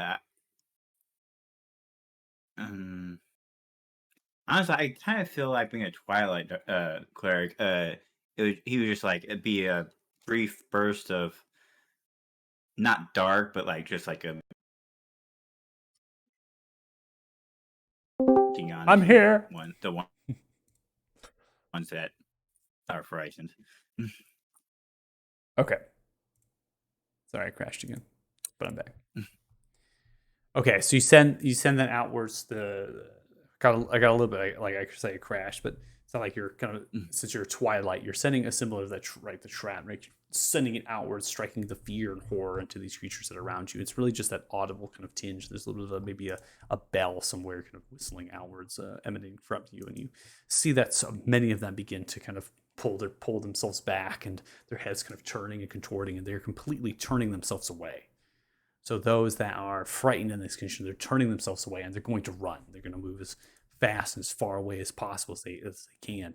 There are others that have some resolve, and it's really only a handful of them, and they seem to still be in either a crouched, hunched position or in a state of euphoria, and they're not kind of moving to escape. And that was my action. So my bonus, I will continue trying to get rid of this guy. Okay. Mm. All right, so 15 is going to hit, so 11 points of force damage. It looks like the creature is still alive, getting thwacked in the back of the head. You see bits and pieces of the actual cranium beginning to kind of explode outwards, but it's still alive. All right, that's my turn. All right, this one is in a frightened condition. It's going to turn and run away as fast and as far away as possible. Opportunity attack. Okay, that's what you want to do. Go for it. I'm trying to think about where you are in the turn, where I think we've gone around the horn already. I think the last one was against the one that killed the dwarf. 14 is going to hit. That deals 21 points of slashing damage. The creature is still alive and now is no longer turned upon taking damage. It's clubbed to the back of the head, ripping apart some of its back of its neck and its shoulder and the head. Now turns around. Ending its turn. So it took the dash action on its turn. Attempted to run. Lucar, you're up. Okay, I'm gonna jump down in between these two. And then I'm gonna spin around and breathe radiant. Okay. All over their faces.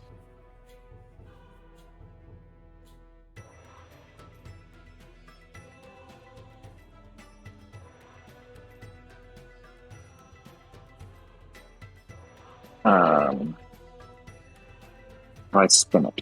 Scroll wheel, if you have that.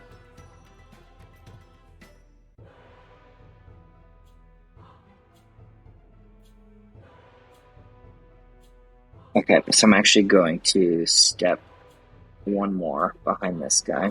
That's fine. You need to get the template away. Just right click to get the template away.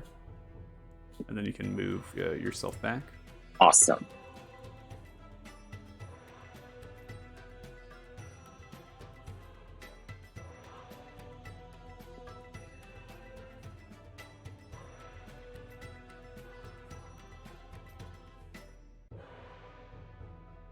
Not a very large breath, by the way, so you know. It's a 15-foot coon. All right, let's keep coming here. Nice. So I meant to hit it with that other one, not the spiritual weapon. Yeah, that's always, My that laptop always touchpad. That always makes me laugh when it prompts me to make a saving throw for a spiritual weapon. Okay, so I'm I know, gonna right? I'm gonna draw a cone out. I'm assuming you're saying like that. No, like it should have been all 5 of those. Oh, more. Yeah, the one. East. Yeah, the one on the east. All 5 of them. Yeah, like here. Yeah, so when I accidentally went a little too far and it hit the spiritual weapon. Okay, Oh. Does that make sense? I see what you're saying. I don't know if I can get the cone to do that, but I get what you're calling at, because that's 15 feet technically if we have it at the center point of what you're doing. So I'll take it. That's fine.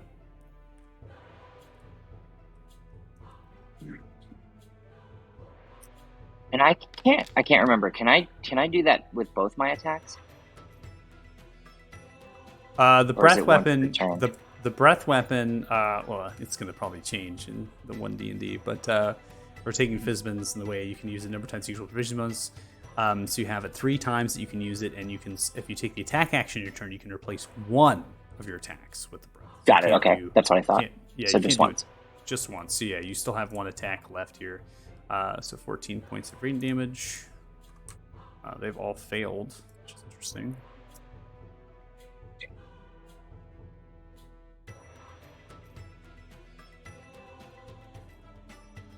But those 5 targets. And that's Yeah. it. Okay. That one is dead, and then the 2 who were hit, they're no longer, or 3 I should say, they're no longer frightened on taking damage. All right, so you still have 1 attack left to make. Yep, stab through the one right next to Zeph. Okay. right, 20 is going to connect, swinging the Baneberry Thune around. 18 Nice. points of damage, obliterating them into a massive pile of bones, guts, and gore, no longer existing. And that'll end my turn.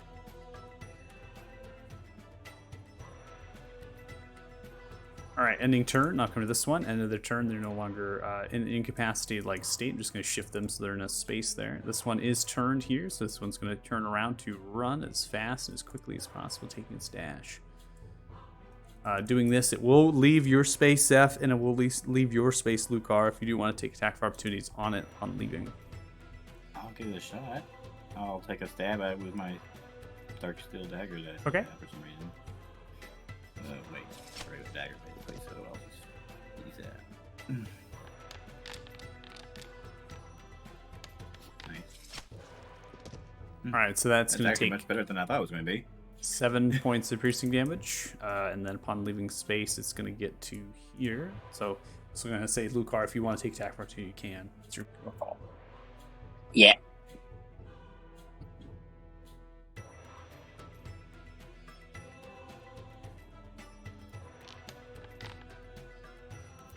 All right, 23. So as it kind of walks out of its frightened conditions, turning around, taking the dash, it comes back at you, Zeph, and you see Lucar kind of coming around the Baneberry Thune with 18 total points of damage, slashing through, stopping in its tracks upon running back, and slicing halfway through its body. Big turn. No longer incapacitated, this one, at the end of its turn. This one is frightened and actually is going to turn and run downstairs, disappearing out of line of sight.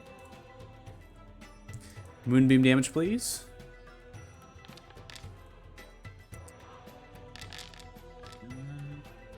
Alright, it's going to save, takes 4 points of radiant damage. It's then going to take 10 feet of movement here, and then it's going to move to here, getting all its movement speed, then take a dash action to get upon Lucar here.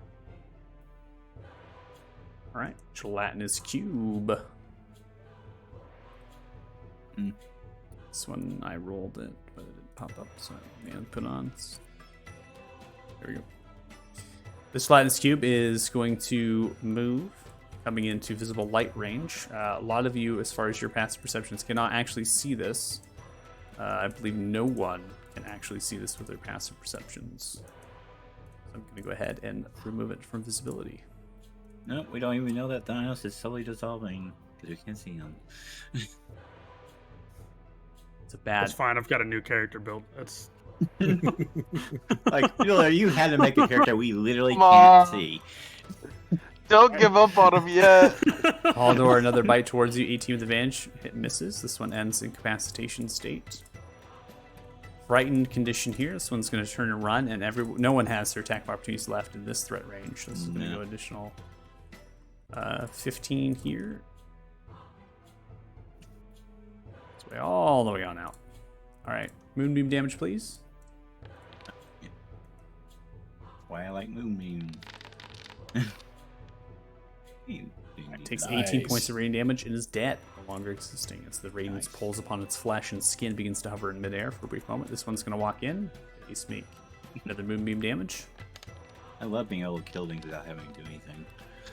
Is going to fail. Takes 8 points of radiant damage, and then it's going to move through space, and then use its dash to get to here. Ending turn. We now come to the cube. Ooh.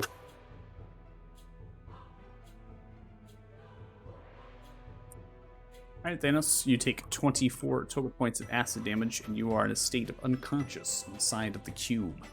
It's at this point that I'm going to go ahead and consult the rulebook, because I need to understand how you are manifesting your invisibility. I mean, someone with super high perception might be able to see a void in the... I don't know. Well, as long as he's in dark, I'm pretty sure he's invisible to creatures that rely on dark vision. I feel like that's the verbiage of it. That's the verbiage of it, but the issue here is that even though it's a passive feature, but even passive features, if you fall into unconscious, don't work. Because if we all had our passive features, we would be able to have certain things even in unconscious state. So I need to look at it real quick. It's definitely a weird one because it relies on other people's vision. Correct. So I need to understand if it's something here.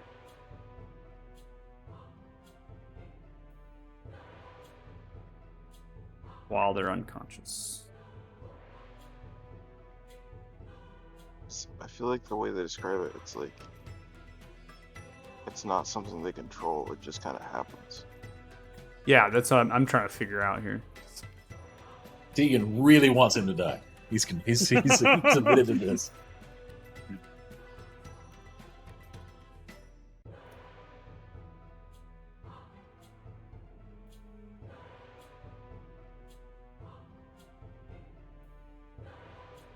He sounds excited about his new character. Oh my god, dude! I cannot believe that shit. I just like how Maldor called it. He was like, he's gonna teleport right into another one. Yeah. His next character's going to have a passive perception of 35. I also can't believe that I rolled a 12 on both dex saves with a +7. Like, I haven't rolled above a 5 in like two turns. so fair. Well, except for that opportunity attack I hit, but that was the only one. I mean, I haven't dealt a single point of damage since round 1. I've just been confusing people.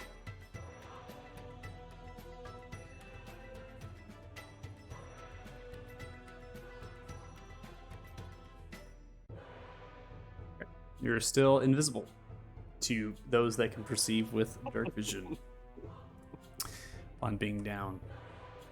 I'm now going to leave the fate of the cube, fate of you up to the cube here, because I'm going to make a roll.